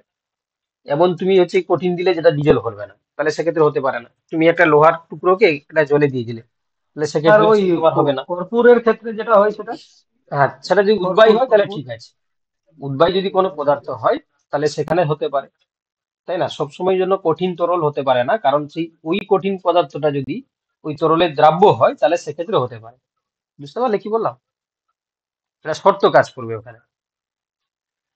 দেখো এবার যেটা বলছি, দেখো, তো এদের হচ্ছে কি যদি আমরা ইম্পর্টেন্স দেখি, কি ইম্পর্টেন্স রয়েছে, না দেখো খুবই গুরুত্বপূর্ণ রয়েছে। কেন, দেখো সালোক সংশ্লেষের ক্ষেত্রে তোমরা জানো যে সালোক সংশ্লেষে আমরা কি দেখতে পাই, না উদ্ভিদ পরিবেশ থেকে CO2 গ্রহণ করে এবং সালোক সংশ্লেষে উৎপন্ন O2 আবার পরিবেশে ত্যাগ করে। তাহলে এই যে O2 CO2 যে আদান প্রদান শুধুমাত্র সালোক সংশ্লেষ নয়, শ্বসনের ক্ষেত্রেও এটাতেও কিন্তু ব্যাপন প্রক্রিয়া সাহায্য করে। তোমরা জানো শ্বসন প্রক্রিয়ার সময় যখন আমাদের এলভিওলাইতে অক্সিজেন গিয়ে কনসেন্ট্রেশনটা বাড়িয়ে দেয়, তখন সেলগুলোতে হচ্ছে কি CO2 কনসেন্ট্রেশনটা হচ্ছে কি, তো মানে O2 কনসেন্ট্রেশন কম থাকে, তাহলে এই জন্য বেশি কনসেন্ট্রেশন থেকে কমের দিকে O2টা চলে যেতে পারে। ঠিক একইভাবে সালোক সংশ্লেষের ক্ষেত্রেও আমরা দেখতে পাই এই বেশি এবং কম কনসেন্ট্রেশন তৈরি হলে সেখানে ব্যাপন ক্রিয়া পার্টিসিপেট হয় এবং সেক্ষেত্রে গ্যাসের আদান প্রদানে সাহায্য করে। শুধু তাই নয়, যখন প্ল্যান্টের ক্ষেত্রে বাষ্পমোচন বা ট্রান্সপিরেশন হয়, এক্ষেত্রেও আমরা দেখতে পাই এই ব্যাপনের ভূমিকা। এবং মাটির জল এবং খনিজ লবণ ক্ষেত্রেও কিছুটা কাজ করে, বা নিষ্ক্রিয় শোষণ। হ্যাঁ, তো সেক্ষেত্রেও আমরা কি দেখতে পাই, খনিজ লবণ শোষণের ক্ষেত্রে আমরা এই ব্যাপনের ভূমিকা দেখতে পাই। তো এখানে একটা টার্ম আমরা ইউজ করেছি, সেটা হচ্ছে কি সহায়ক ব্যাপন, ঠিক আছে, বা ফ্যাসিলিটেড ডিফিউশন। এই জিনিসটাও তোমরা একটু দেখে নাও। তো সহায়ক ব্যাপন বা ফ্যাসিলিটেড ডিফিউশন কাকে বলে, না যে পদ্ধতিতে প্রোটিন বাহকের সাহায্যে, ঠিক আছে, শক্তির ব্যবহার ছাড়াই, ঠিক আছে, দ্রাব্যের অণু কি করছে দেখো, তোমার অধিক ঘনত্বযুক্ত স্থান থেকে কম ঘনত্বের দিকে যাচ্ছে। দেখো তাহলে ফ্যাসিলিটেড ডিফিউশন আর নর্মাল ডিফিউশনের মধ্যে পার্থক্য কি, না নর্মাল ডিফিউশনে কোনো বাহক প্রোটিনের কোনো সাহায্য দরকার পড়ে না, কিন্তু এখানে দেখো কোনো শক্তির ব্যবহার ছাড়াই, ঠিক আছে, এখানে কিন্তু একটা তোমার হচ্ছে প্রোটিন ক্যারিয়ার বা প্রোটিন বাহক লাগছে, এবং সে কি করছে না বেশি কনসেন্ট্রেশন থেকে কমের দিকে দ্রাবক অণুগুলোকে তোমার হচ্ছে কি পরিবাহিত করে দিচ্ছে, তখন তাকে আমরা ফ্যাসিলিটেড ডিফিউশন বা সহায়ক ব্যাপন। এবং তোমরা মনে রাখবে এখানে কিন্তু কোনো শক্তির ব্যবহার হয় না, অর্থাৎ এটিবি কিন্তু এখানে ব্যবহার হয় না, এটা মাথায় রাখবে। অনেকে কনফিউশনে আবার এটিবি অ্যান্সার করে দিয়ে আসবে। এখানে কিন্তু যেহেতু ব্যাপন টার্মটা রয়েছে, ব্যাপনের ক্ষেত্রে কি হয় না বেশি কনসেন্ট্রেশন দিকে কম কনসেন্ট্রেশন দিকে দ্রাবক অণুগুলো সঞ্চারিত হবে, তো সেক্ষেত্রে এখানে এটিবি কিন্তু ব্যবহার হয় না। এবার আমরা দেখব ডিফিউশন, সরি তোমার হচ্ছে কি অসমোসিস, বা যেটাকে আমরা বলি অভিস্রবণ। দেখো অভিস্রবণটা ব্যাপনের ঠিক উল্টো। কেন উল্টো দেখো, না তোমরা দেখলে ডিফিউশনে হচ্ছে কি তোমার বেশি ঘনত্ব থেকে কম ঘনত্ব, কিন্তু দেখো অভিস্রবণের ক্ষেত্রে আমরা কি দেখতে পাই, বা অসমোসিসের ক্ষেত্রে আমরা কি দেখতে পাই, না যখন দেখো এ একটা কনসেন্ট্রেশন, বি একটা কনসেন্ট্রেশন দ্রবণ, মাঝখানে আমরা কি রেখেছি, একটা সেমি পারমেবল মেমব্রেন রেখেছি। এটা হচ্ছে তোমার সেমি পারমেবল মেমব্রেন, সেমি পারমেবল মেমব্রেন। আচ্ছা আমার কথা বলা কি খুব স্পিড হয়ে যাচ্ছে, তোমরা বুঝতে পারছো তো? কারণ অনেক জিনিস রয়েছে, না ঠিক আছে। সবাই বুঝতে পারছো তো? হ্যাঁ স্যার ঠিক আছে। হ্যাঁ স্যার, একটু আস্তে বললে ভালো হয়। আচ্ছা দেখো, এবার অসমোসিসের ক্ষেত্রে আমরা কি দেখতে পাই, না যদি সেমি পারমেবল মেমব্রেনের উপস্থিতিতে এ এবং বি দুটো কনসেন্ট্রেশনের সলিউশন যদি আমরা রেখে থাকি, তাহলে সেক্ষেত্রে কি হয়, এর কনসেন্ট্রেশন যদি বেশি হয়, বির কনসেন্ট্রেশন যদি কম হয়, তাহলে কি হবে, না এই কম ঘনত্ব থেকে বেশি ঘনত্বের দিকে দ্রাবক অণুগুলো সঞ্চালিত হয়। ঠিক আছে, কি করে সঞ্চালিত হয় এটা বুঝতে গেলে তোমাকে আগে সলিউশন বা দ্রবণের কনসেপ্টটা জানা দরকার রয়েছে। একটা সলিউশন বা দ্রবণ গঠিত হয় দুটো সাবস্ট্রেট নিয়ে, কি কি, একটা আছে তোমার সলিউট, একটা আছে সলভেন্ট। সলভেন্ট। ঠিক আছে, এই সলিউশন বা দ্রবণের ক্ষেত্রে সলিউটটা আছে তোমরা জানো সলিড পার্ট, আর সলভেন্টটা আছে তোমার লিকুইড পার্ট। এবার দেখো যখন আমি এখানে কনসেন্ট্রেশন এর বেশি বলছি, তাহলে নিশ্চয়ই তোমরা বুঝে গেছো যে এখানে সলিউটটা বেশি রয়েছে, সলভেন্টটা কম রয়েছে। আর এখানে বলছি যখন আমি বি কনসেন্ট্রেশনটা কম, এর দ্বারা তোমরা কি বুঝতে পারছো যে এখানে নিশ্চয়ই তোমার সলিউটটা কম রয়েছে, সলভেন্টটা বেশি রয়েছে। এইটুকু বুঝতে পারলে তোমরা? এবার দেখো যখন দুটো কনসেন্ট্রেশন এর মধ্যে যখন আমরা সেমি পারমেবল মেমব্রেন দিয়ে দিচ্ছি, তাহলে এই বি থেকে এর দিকে মানে কম কনসেন্ট্রেশন থেকে বেশি কনসেন্ট্রেশন দিকে কে যাচ্ছে, না সলিউট যাচ্ছে না, যাচ্ছে কে, এই সলভেন্টটা যাচ্ছে। বুঝতে পারলে? কারণ কেন, না তার এর কনসেন্ট্রেশনটা বেশি, মানে এখানে সলিড বেশি রয়েছে, সলিড বেশি থাকলে মানে সে সবসময় সলভেন্টকে চাইবে, তাহলে বির সলভেন্টটা বেশি। স্যার বলছি এই জায়গাটা আর একবার বলে দিন, এই সলিউট সলভেন্টের জায়গাটা। দেখো একটা সলিউশন বা দ্রবণ গঠিত হচ্ছে দুটো কম্পোনেন্ট নিয়ে, একটা আছে কি তোমার সলিউট, ঠিক আছে, মানে যেটাকে আমরা বলি দ্রাব্য, আর সলভেন্ট মানে হচ্ছে কি তোমার দ্রাবক। ওকে, এই দুটোর কম্বিনেশনে কি তৈরি হচ্ছে, দ্রবণ বা সলিউশন তৈরি হচ্ছে। আমরা অসমোসিস পড়ছি, দুটো কনসেন্ট্রেশন বা দুটো ঘনত্বের দ্রবণ নিলাম, এ এবং বি, এর কনসেন্ট্রেশনটা বেশি, বির কনসেন্ট্রেশনটা কম। এর কনসেন্ট্রেশনটা বেশি মানে তার সলিউট বেশি রয়েছে, সলভেন্ট কম রয়েছে। বি সলিউশনের কনসেন্ট্রেশনটা কম, মানে বি সলিউশনের সলিউট কম রয়েছে, সলভেন্ট বেশি রয়েছে। এবার যখন আমরা একটা সেমি পারমেবল মেমব্রেন এদের মাঝখানে দিয়ে দিচ্ছি, তখন বি থেকে এর দিকে কে যাচ্ছে, না এই সলভেন্ট বা দ্রাবক যাচ্ছে। কেন না এতে হচ্ছে সলিউট বেশি, সলভেন্ট কম, তো সেই জন্য এর দিকে সলভেন্টটা মুভ করছে। এই প্রক্রিয়াকে আমরা অসমোসিস বা অভিস্রবণ বলছি। বুঝতে পারলে? সবাই বুঝতে পারলে? দ্রাব্য তাহলে কোনোভাবেই মুভ করতে পারবে না কোনো দিকে। না, এখানে হচ্ছে কি তোমার অসমোসিসের ক্ষেত্রে দ্রাবকটা হচ্ছে মুভ করছে বি থেকে এর দিকে, দিয়ে চেষ্টা করছে কি সমান ঘনত্ব তৈরি করার জন্য। কেন না যেহেতু এর ঘনত্বটা বেশি, বিটা কম, এর পাশে সলিউটটা বেশি ছিল, তাই না, এরটা হচ্ছে সলিউটটা বেশি ছিল। আচ্ছা, এটা এটা সিম্পল উদাহরণ দিলে তোমরা বুঝতে পারবে। ধরো সাপোজ হচ্ছে কি তুমি একটা গ্লাসের জল নিলে, ঠিক আছে, যারা বুঝতে পারোনি তোমরা শুনে নাও। একটা গ্লাসে জল নিয়ে তুমি কি করলে, একটা কাঁচা ছোলাকে জলে ডুবিয়ে দিলে, ঠিক আছে, কাঁচা ছোলাকে তুমি নিয়ে গিয়ে জলে ডুবিয়ে দিলে। এই জলে ডুবিয়ে দিলে তুমি সকালে উঠে দেখলে সেই ছোলার আকৃতিটা বেড়ে গেছে। তাহলে সেক্ষেত্রে দেখো জলের কনসেন্ট্রেশন ছোলার ভিতরে হচ্ছে কনসেন্ট্রেশন কার বেশি হবে? ইনিশিয়ালি ছোলা ইনিশিয়ালি ছোলার কনসেন্ট্রেশনটা বেশি, জলের কনসেন্ট্রেশনটা কম। এবার কি দেখো, স্যার, ছোলা কিন্তু ইমবাইবেন্টের মাধ্যমে, না আত্মঘাতীর মাধ্যমে জল গ্রহণ করে। আত্মভূতির মাধ্যমে ছোলা, হুম, ওটা কিসমিস হলে। স্যার কিশমিশ হবে। কিশমিশ হবে স্যার। আচ্ছা কিশমিশ ধরো, তুমি হুম কিশমিশ ধরো, ঠিক আছে, কিশমিশ ধরো। এবারে কি দেখলে সেখানে, না এই কিশমিশটাকে তুমি দিয়ে দিলে, তাহলে কিশমিশের কনসেন্ট্রেশনটা বেশি, জলের কনসেন্ট্রেশনটা কম। এবার দেখো তাহলে তাহলে দুটো দ্রবণ এখানে আমরা তো বলতে পারি, জলটাকে আমরা এ ধরতে পারি, কিশমিশটাকে আমরা বি ধরতে পারি।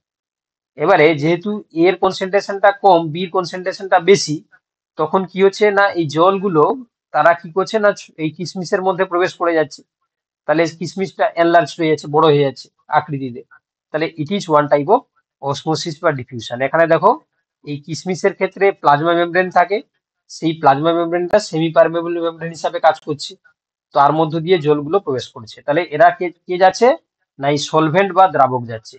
কার মধ্যে যাচ্ছে, যেহেতু স্যার কিশমিশের এই চলা স্যার এই চলাচলটা কতক্ষণ হবে, যতক্ষণ না দুটো সমান ঘনত্ব হচ্ছে? যতক্ষণ না পর্যন্ত দুটো কনসেন্ট্রেশনটা সেম হয়ে যাচ্ছে। এবার হ্যাঁ, এবার সেম হয়ে গেলেও তার আগেই যদি মানে পারসিস্ট হতে পারে। কারণ কেন না যদি কনসেন্ট্রেশনটা খুব হয়ে যায়, তাহলে সেক্ষেত্রে আবার প্লাজমোলাইসিস ডিপ্লাজমোলাইসিসও ঘটতে পারে। আমি আসছি, একটু পরে আসছি। কারণ না হলে সেখানে তোমার হচ্ছে কি ওই একটা লাইসিস ঘটে যাবে, সেলটা লাইসিস ঘটে যাবে, ঠিক আছে, সেদিকেও ভাবতে হবে। তো সেক্ষেত্রে আমি পরে কনসেপ্টটায় আসছি। আপাতত তোমরা বুঝো যে অসমোসিসের ক্ষেত্রে এটাই হয়, সেমি পারমেবল মেমব্রেনের উপস্থিতিতে, ঠিক আছে, কনসেন্ট্রেশনটাকে মানে কম থেকে বেশির দিকে কনসেন্ট্রেশনের যে মুভমেন্ট ঘটে, কার মুভমেন্ট ঘটছে, না দ্রাবকগুলো দিয়ে সমান কনসেন্ট্রেশন করার চেষ্টা করছে। এবার এই যে অসমোসিস, এরও আমরা প্র্যাকটিক্যাল ইউজেস আমরা দেখতে পাচ্ছি। দেখো মাটি থেকে মূলরম যখন জল শোষণ করে, তখন এই অভিস্রবণটাকে কাজে লাগায়। শুধু তাই নয়, জাইলেম বাহিকার যে ওয়াটার প্রবেশ করছে সেটাও এই অসমোসিস পার্টিসিপেট করছে। সজীব কোষে বৃদ্ধি ঘটেছে, এটাও অসমোসিস পার্টিসিপেট করছে। আমাদের স্টোমাটা, পাতা যে স্টোমাটা রয়েছে বা পত্ররন্ধ্র রয়েছে, তারও ওপেন যে ক্লোজ হচ্ছে, মানে খোলা বন্ধ হওয়া হচ্ছে। তোমরা জানো সূর্যালোকে উপস্থিত হলে আবার অন্ধকারে বন্ধ হয়ে যায়। তাহলে এই যে স্টোমাটাল ওপেন এন্ড ক্লোজ, এটাও কিন্তু অভিস্রবণ কিন্তু ডাইরেক্টলি ইনভলভ। কারণ অভিস্রবণ হচ্ছে কি করছে, এই পত্ররন্ধ্রের খোলা বন্ধ হওয়াটাকে নিয়ন্ত্রণ করছে। ওকে, আচ্ছা, যেটা বলছিলাম তোমাদেরকে ডিফিউশনের কথা বলছিলাম। দেখো তো সেক্ষেত্রে আচ্ছা ডিফিউশন না, এখানে একটা দুটো আলাদা জিনিস পড়বো আমরা। সিম্পল ডিফিউশনের ক্ষেত্রে দেখো তোমরা দেখতে পাচ্ছ যে এখানে কনসেন্ট্রেশনটা বেশি, তাই না, আর সেলের ভিতরে এটা ইন্ট্রাসেলুলার, এটা এক্সট্রাসেলুলার, মানে সেলের বাইরের দিক, এটা বাইরের দিক, এটা হচ্ছে কি তোমার ভেতরের দিক। তো সেক্ষেত্রে দেখো এখানে কনসেন্ট্রেশন বেশি, এখানে কনসেন্ট্রেশন কম। ডাইরেক্টলি দেখো কোনো ট্রান্সপোর্টার নেই, কেউ নেই, নর্মালি যদি ডিফিউজ হয়ে যায় তখন এটা সিম্পল ডিফিউশন।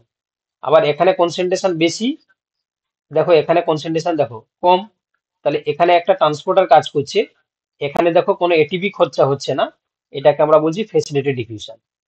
আবার ট্রান্সপোর্টার কাজ করছে এবং এখানে দেখো কনসেন্ট্রেশন কম, এদিকে কনসেন্ট্রেশন বেশি, দিয়ে দেখো কি করছে, দেখো এটিপি কে কাজে লাগাচ্ছে, দিয়ে যদি হচ্ছে ট্রান্সপোর্ট হয় তখন তাকে বলা হচ্ছে অ্যাক্টিভ ট্রান্সপোর্ট। ওকে, তাহলে পেসিভ ট্রান্সপোর্ট টু টাইপসের হতে পারে, একটা আছে দেখো সিম্পল ডিফিউশন, একটা আছে তোমার ফ্যাসিলিটেড ডিফিউশন। অ্যাক্টিভ ট্রান্সপোর্টের ক্ষেত্রে দেখো এটিপি প্লাস ক্যারিয়ার প্রোটিন দুজনেই হেল্প করছে, দিয়ে কম ঘনত্ব থেকে বেশি ঘনত্বের দিকে মলিকুলসগুলোকে ট্রান্সপোর্ট করছে, তখন তাকে বলা হচ্ছে অ্যাক্টিভ ট্রান্সপোর্ট। তাহলে এই কনসেপ্টটাও তোমরা মনে রাখবে পরীক্ষার জন্য। ঠিক আছে, এই স্লাইডটা সবাই বুঝতে পারলে? স্যার আরেকবার বলুন না স্যার। স্যার ফ্যাসিলিটেটটা একবার বলেন তো। ভালো করে শোনো, তোমরা কনসেন্ট্রেশন এটাতে তোমাদের ব্রেক হচ্ছে, পটাশিয়াম পাম্পটা বলবা। তোমরা আছে কি কনসেন্ট্রেশন অনেকটাই ব্রেক হচ্ছে, এগুলো খুব সিম্পল জিনিস। দেখো আমরা যেহেতু এটা আমরা ডিসকাস করেছি, আমি বলে দিচ্ছি, কোনো অসুবিধা নেই, কিন্তু খুবই সিম্পল জিনিস। আমরা বললাম যে যেটা আমরা পেসিভ ট্রান্সপোর্টকে আমরা দুটো ভাগে ভাগ করি, একটা আছে তোমার সিম্পল ডিফিউশন, একটা আছে তোমার ফ্যাসিলিটেড ডিফিউশন। পেসিভ ট্রান্সপোর্টে সবসময় মনে রাখবে এখানে কোনো এটিপি লাগে না। তো এই পেসিভ ট্রান্সপোর্টের যেটা প্রথম ভাগ simple diffusion without career protein, যখন বেশি কনসেন্ট্রেশন থেকে কম কনসেন্ট্রেশনের দিকে তোমার মলিকুলস গুলো হচ্ছে কি ট্রান্সপোর্ট হয়, তখন তাকে বলা হচ্ছে কি সিম্পল ডিফিউশন। কি করে হয় না, এই যে একটা মেমব্রেনের এদিকে কনসেন্ট্রেশনটা বেশি রয়েছে, এদিকে কনসেন্ট্রেশনটা কম রয়েছে, তো নর্মালি যদি কম বেশি কনসেন্ট্রেশন থেকে কমের দিকে কোনো ক্যারিয়ার প্রোটিনের ছাড়াই যদি ট্রান্সপোর্ট হয়ে যায়, তখন তাকে বলা যায় সিম্পল ডিফিউশন। আবার দেখো এখানে একটা ক্যারিয়ার প্রোটিন রয়েছে, সে কি করছে না বেশি কনসেন্ট্রেশন থেকে কমের দিকে ট্রান্সপোর্ট করে দিচ্ছে, this is called the facilitated diffusion. কিন্তু এখানে তোমরা দেখো অ্যাক্টিভ ট্রান্সপোর্টের ক্ষেত্রে এটিপি লাগবে অবভিয়াসলি, যে এখানে কনসেন্ট্রেশন কম এখানে কনসেন্ট্রেশন বেশি, তা সত্ত্বেও কি করছে এটিপি খরচ করে সে কি করছে দেখো ট্রান্সপোর্ট করিয়ে দিচ্ছে, তখন তাকে আমরা কি বলছি অ্যাক্টিভ ট্রান্সপোর্ট। এবং সবসময় মনে রাখবে এখানে এটিপি মাস্ট লাগবে, এটিপি না থাকলে কাজ হবে না। ঠিক আছে, স্যার অ্যাক্টিভ ট্রান্সপোর্টের ক্ষেত্রে এটিপি আর ওই বাহক প্রোটিন দুটোই তো লাগছে তাহলে? ইয়েস অবভিয়াসলি অ্যাক্টিভ ট্রান্সপোর্টের ক্ষেত্রে এটিপিও লাগবে ক্যারিয়ার প্রোটিনও লাগবে, তবে গিয়ে অ্যাক্টিভ ট্রান্সপোর্টটা কাজ করবে। দেখো এবার সলিউশনের কথা যেটা বলছিলাম আমি, ওটা মেনলি তিন প্রকারের হয় সলিউশন। কি কি? একটা দেখো আইসোটোনিক বা সমসারক, একটা আছে তোমার হাইপোটোনিক বা লঘুসারক, একটা আছে তোমার হাইপারটোনিক বা অতিসারক। সলিউশনকে আমরা তিনটে ক্যাটাগরিতে ভাগ করলাম। তো এই তিনটে ক্যাটাগরির মধ্যে দেখো সমসারক কাকে বলবে, আর লঘুসারক কাকে বলবে, আর অতিসারক কাকে বলবে। দেখো সমসারক তখনই বলবে, ধরো তুমি এ একটা সলিউশন নিলে, বি একটা সলিউশন নিলে, দুজনের কনসেন্ট্রেশন মাপলে, দুজনের কনসেন্ট্রেশন যদি সেম হয়, তাহলে এ এবং বি বোথ আইসোটোনিক সলিউশন। এই নিয়ে কোনো সন্দেহ নেই, প্রথমে এটা বুঝতে পারলে। চলো এবারে তুমি কি করলে না, এ একটা সলিউশন নিলে, বি একটা সলিউশন নিলে, এর কনসেন্ট্রেশনটা মাপলে বি এর থেকে বেশি আর বি এরটা কম, তাহলে সেক্ষেত্রে এর কনসেন্ট্রেশনটাকে বলবে তুমি হাইপারটোনিক, কার সাপেক্ষে, বি এর সাপেক্ষে হাইপারটোনিক, আর বি এর কনসেন্ট্রেশনটা হচ্ছে তোমার হাইপোটোনিক, কার সাপেক্ষে না এর সাপেক্ষে। বুঝতে পারলে, হাইপার বা হাইপো এটা কারো সাপেক্ষে তোমাকে মেজার করতে হবে। বুঝতে পেরেছো কি বললাম?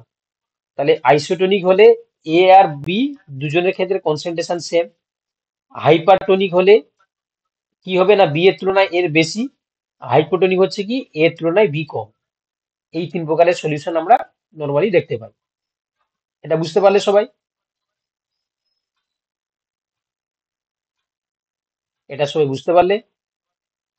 হ্যাঁ স্যার। হ্যাঁ স্যার। আরে একটু বোকা স্যার খেলেও বলছি না আইসোটোনিক বুঝতে হলে পারলে তাহলে তো না বলবে। ডিফিউশন আমি আসছি বাবা। হবে না? আগে আগে তুমি এটা বোঝো, ডিফিউশন মানে তোমার অসমোসিস বা হচ্ছে কিনা সেটা আমি পরে আসছি। আগে এই আইসোটোনিক, হাইপোটোনিক, হাইপারটোনিক এই তিনটে জিনিস বুঝতে পেরেছো কিনা বল? হ্যাঁ হ্যাঁ এবার দেখো, এবার স্যার দেখো বলছি যে এই প্রতিটা সলিউশনের একটা করে এক্সাম্পল। আরে এরকম প্রতিটা সলিউশনের এক্সাম্পল কি করে দেবে? তোমাকে তো এটা বললাম সাপেক্ষে বলতে হবে, তাই না?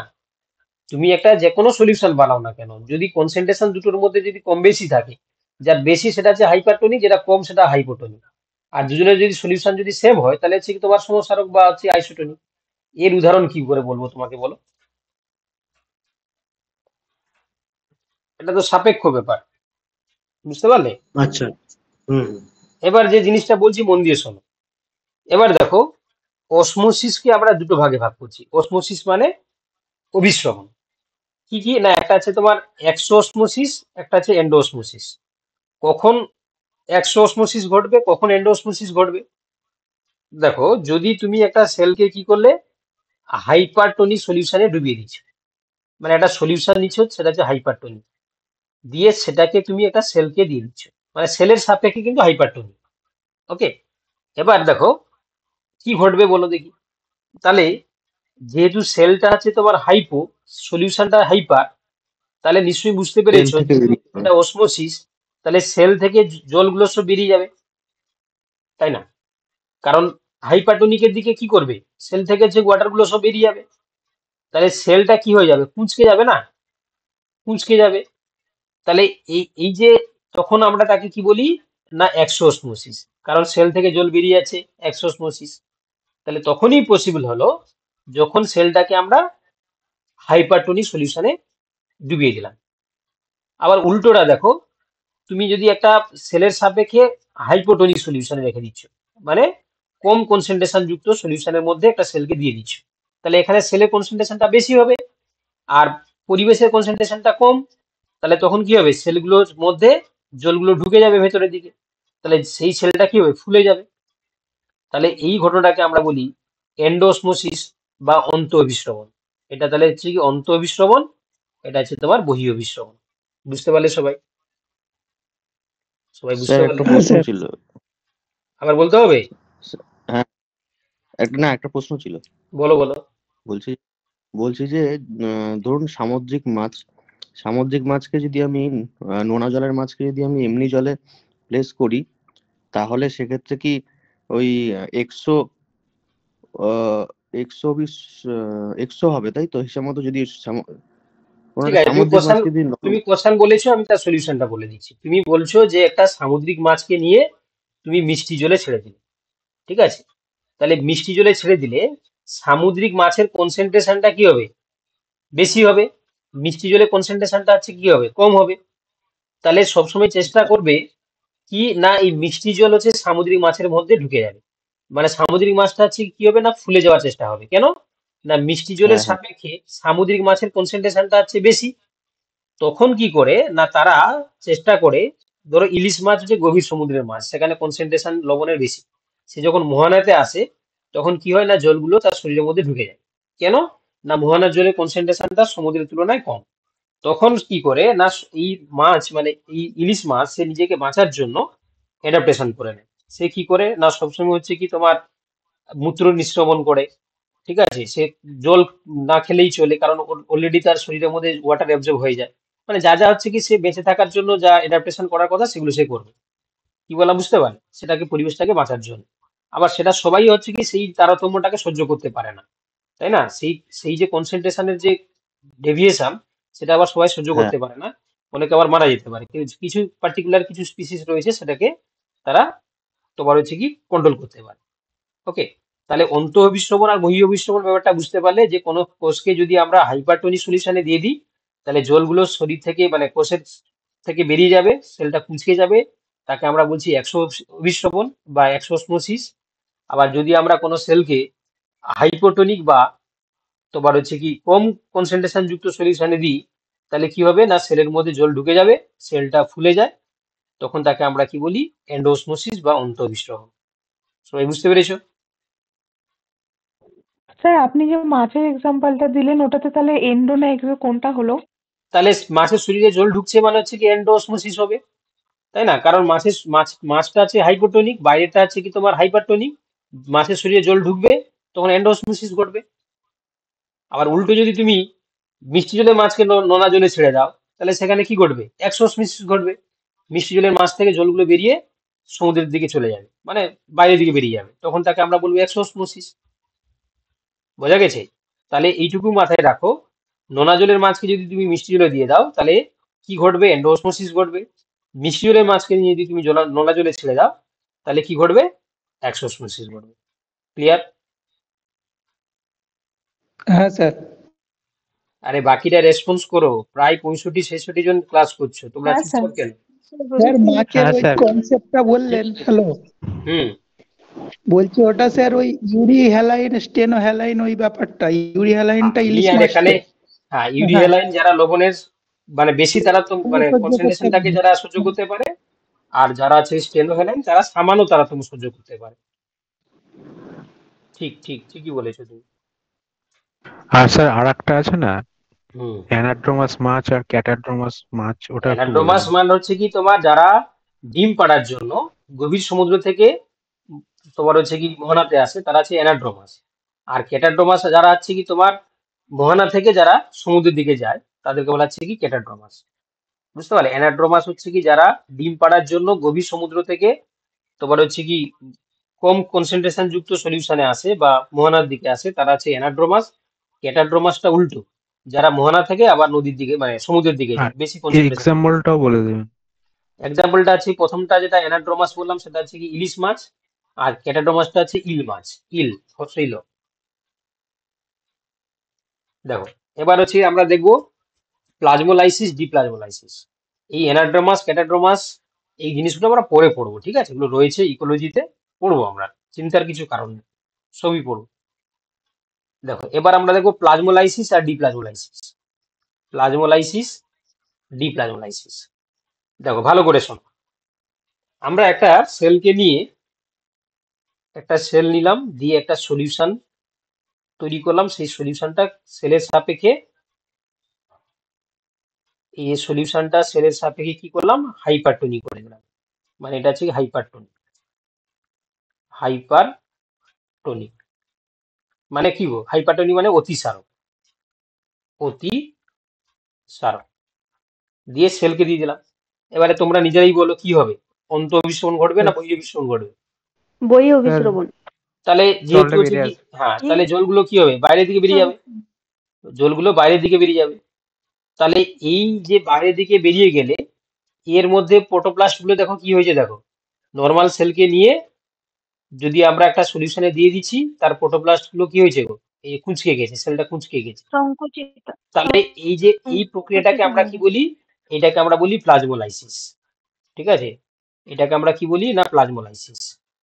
ওকে স্যার হুম স্যার হুম বলছিলাম যে হাইপারটনিক সলিউশনে মানে এখানে ঘনত্বটা কি মানে বেশি? সেলের সাপেক্ষে বেশি, সেলের সাপেক্ষে সলিউশনের কনসেন্ট্রেশন বা ঘনত্বটা বেশি, তখন তাকে আমরা হাইপারটোনিক বা অতিসারক। মানে স্যার এখানে কনসেন্ট্রেশন বেশি মানে সলিউটটা বেশি আছে। ইয়েস, কনসেন্ট্রেশন বেশি মানে সলিউটটা বেশি থাকবে সলভেন্টের তুলনায়। আচ্ছা আচ্ছা ঠিক আছে। স্যার ওকে স্যার আর একটা জিনিস বলছি, হুম এগ তো একটা সেল হিসাব মতো, এগ হুম এগ কে যদি আমি ওই হাইপারটনিক সলিউশনের মধ্যে রাখি হুম হুম তাহলে এগ থেকে ওইটা তো বেরিয়ে যাবে, তরল লিকুইডটা হুম হুম বেরিয়ে গিয়ে তাহলে সেক্ষেত্রে এগের যে সেলটা মানে হুম হুম হার্ড সেলটা আর তার হুম ভেতরে যে পাতলা একটা পর্দা আছে হুম ওইটা হুম। মানে কি মেমব্রেনে কাজ করবে, ওটা কি মানে তুমি ভেদ্য ওটা কোন না? এগের কথা বলছো? তুমি কোন এগের আমি কথা ধরুন বলছো? একটা ডিমের কথা বলছি, এমনি ডিম, মানে কোন ডিম? মানে মুরগির ডিম কথা মানে বলছো তুমি? মুরগির ডিমের কথা বলছি, হ্যাঁ। মুরগি ডিমের ক্ষেত্রে দেখো বাবা, তার যে তোমার একটা যে বাইরে যে খোলসটা থাকে সেটা হচ্ছে কি তোমার রিজিড আর কি, এবং হচ্ছে তোমার নন পারমিয়েবল, তো সেক্ষেত্রে তার কোনো এফেক্ট পড়বে না। কি বলা বুঝতে পারলে তো? আচ্ছা, ওটা নন পারমিয়েবল। হ্যাঁ একদম। দেখো এবার হচ্ছে কি তোমার প্লাজমোলাইসিস ব্যাপারটা বুঝতে পারলে। এবার ডি প্লাজমোলাইসিস কাকে বলে? ডি প্লাজমোলাইসিস হচ্ছে ওই প্লাজমোলাইজ সেলটাকে, মানে এই অলরেডি প্লাজমোলাইজড হয়ে গেছে ওই অবস্থায় কোনো সেলকে নিয়ে তুমি কোথায় দিলে না? Hypotonic solution. হাইপোটোনিক সলিউশন, ভালো করে শোনো তাহলে, নর্মাল সেল নয় কিন্তু।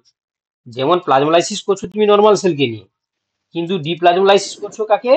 একটা প্লাজমোলাইজড সেল হয়ে গেছে তাকে তুমি হাইপোটোনিক সলিউশনে রাখছো, তাহলে সে কি করবে? আবার স্বাভাবিক অবস্থায় ফিরে যাবে, স্বাভাবিক অবস্থায় ফিরে যাবে। কেন না? দেখো এখন কি হচ্ছে, দেখো প্লাজমোলাইজ সেলটা হচ্ছে কি হাইপারটোনিক হয়ে যাচ্ছে, আর এটা বাইরেটা হয়ে যাচ্ছে হাইপোটোনিক।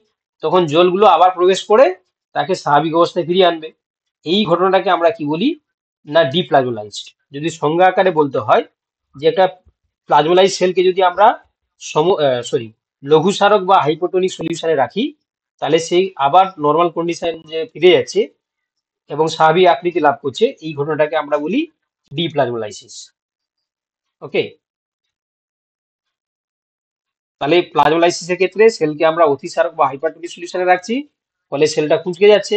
ডিপ্লাজমোলাইসিস হচ্ছে কি ওই প্লাজমোলাইজ সেলটাকে যখন আমরা লঘু সারক বা হাইপোটোনিক সলিউশনে রাখি, তখন সে আবার স্বাভাবিক অবস্থায় ফিরে যাচ্ছে, তখন তাকে বলা হচ্ছে কি ডিপ্লাজমোলাইসিস। দেখো দেখো এবার দেখো একটা টার্ম দেখানো হয়েছে, দেখো সেল ভমিটিং। ঠিক আছে, সেল ভমিটিং বা এমিওসাইটোসিস। ঠিক আছে, এটা এটা আমরা কাকে বলি না, যে প্রক্রিয়ায় ক্ষরণ পদার্থ সহ গহ্বর পরিধির দিকে সরে আসে এবং বিদীর্ণ হয়ে গহ্বর মধ্যস্থ পদার্থটি কোষের বাইরে নিক্ষিপ্ত হয়ে যায়, তাকে আমরা কি বলি সেল ভমিটিং বা এমিওসাইটোসিস বলি। অর্থাৎ কি হয় না, ধরো কোনো কোষের মধ্যে, আমি ছবি দেখাচ্ছি দিলে বুঝতে পারবে, এখানে ভালো করে দেখো যে এই একটা আছে তোমার ভেসিকল, এটাকে কোনো কারণে সেলের বাইরের দিকে বার করতে হবে, তখন সে কি করছে দেখো না সেল ভমিটিং করছে।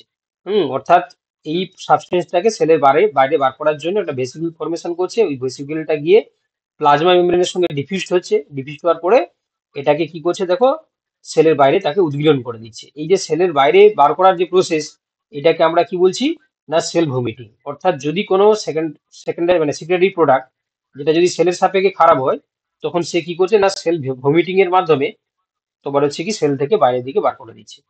ঠিক আছে, এটাকে আমরা এক্সোসাইটোসিসও বলতে পারি।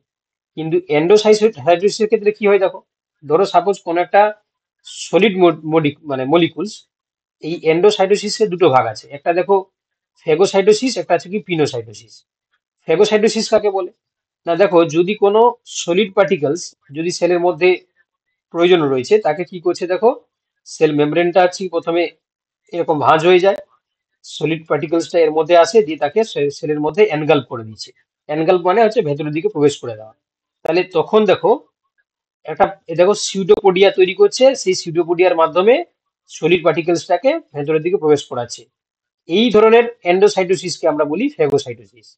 ওকে, আবার পিনোসাইটোসিস যদি ওই সলিড পার্টিকেলস এর বদলে যদি কোনো লিকুইড পার্টিকেল হয়, ঠিক আছে, তখন সেটাকে যদি তোমার হচ্ছে মানে সাইটোপ্লাজমে যদি প্রবেশ করায়, তখন সেই ধরনের এন্ডোসাইটোসিসকে আমরা বলি পিনোসাইটোসিস। তাহলে এন্ডোসাইটোসিস টু টাইপসের, ফেগোসাইটোসিস আর পিনোসাইটোসিস। ফেগোসাইটোসিসের মাধ্যমে সলিড পার্টিকেলসকে শরীরের মধ্যে প্রবেশ করাচ্ছে মানে সেলের মধ্যে, আর পিনোসাইটোসিস হচ্ছে লিকুইড পার্টিকেল।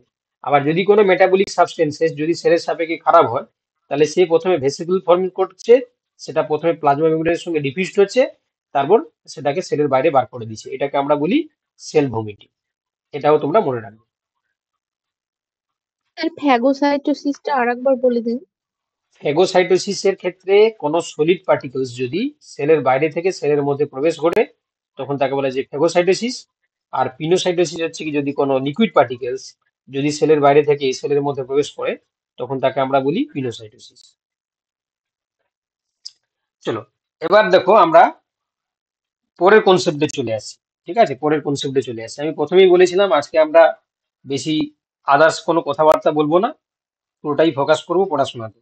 ঠিক আছে, কারণ আমাদের হাতে আরো অনেক স্লাইড রয়েছে, সেগুলো পড়তে হবে আর কি। ওকে, নাহলে হচ্ছে হবে না। তোমরা নিশ্চয়ই সিলেবাস সবাই দেখেছো। ঠিক আছে, প্রথম থেকে সিরিয়াসলি পড়াশোনা না করলে এগোবে না আর কি। ঠিক আছে, কারণ এক একটা কনসেপ্ট পড়াতে গেলেই তোমরা জানো যে পুরো সিলেবাসটাকে যদি পুরো ধরে ধরে ধরে ধরে একদম পুরো ছোট ছোট করে পড়াতে হয়, তাহলে অনেকদিন সময় লেগে যাবে। আমাদের টাইম মাত্র 6 মাস, তার মধ্যে আমাদেরকে কমপ্লিট করতে হবে। তো দেখো এবার আমরা পরের কনসেপ্টে চলে আসি। দেখো ক্রোমোজোম।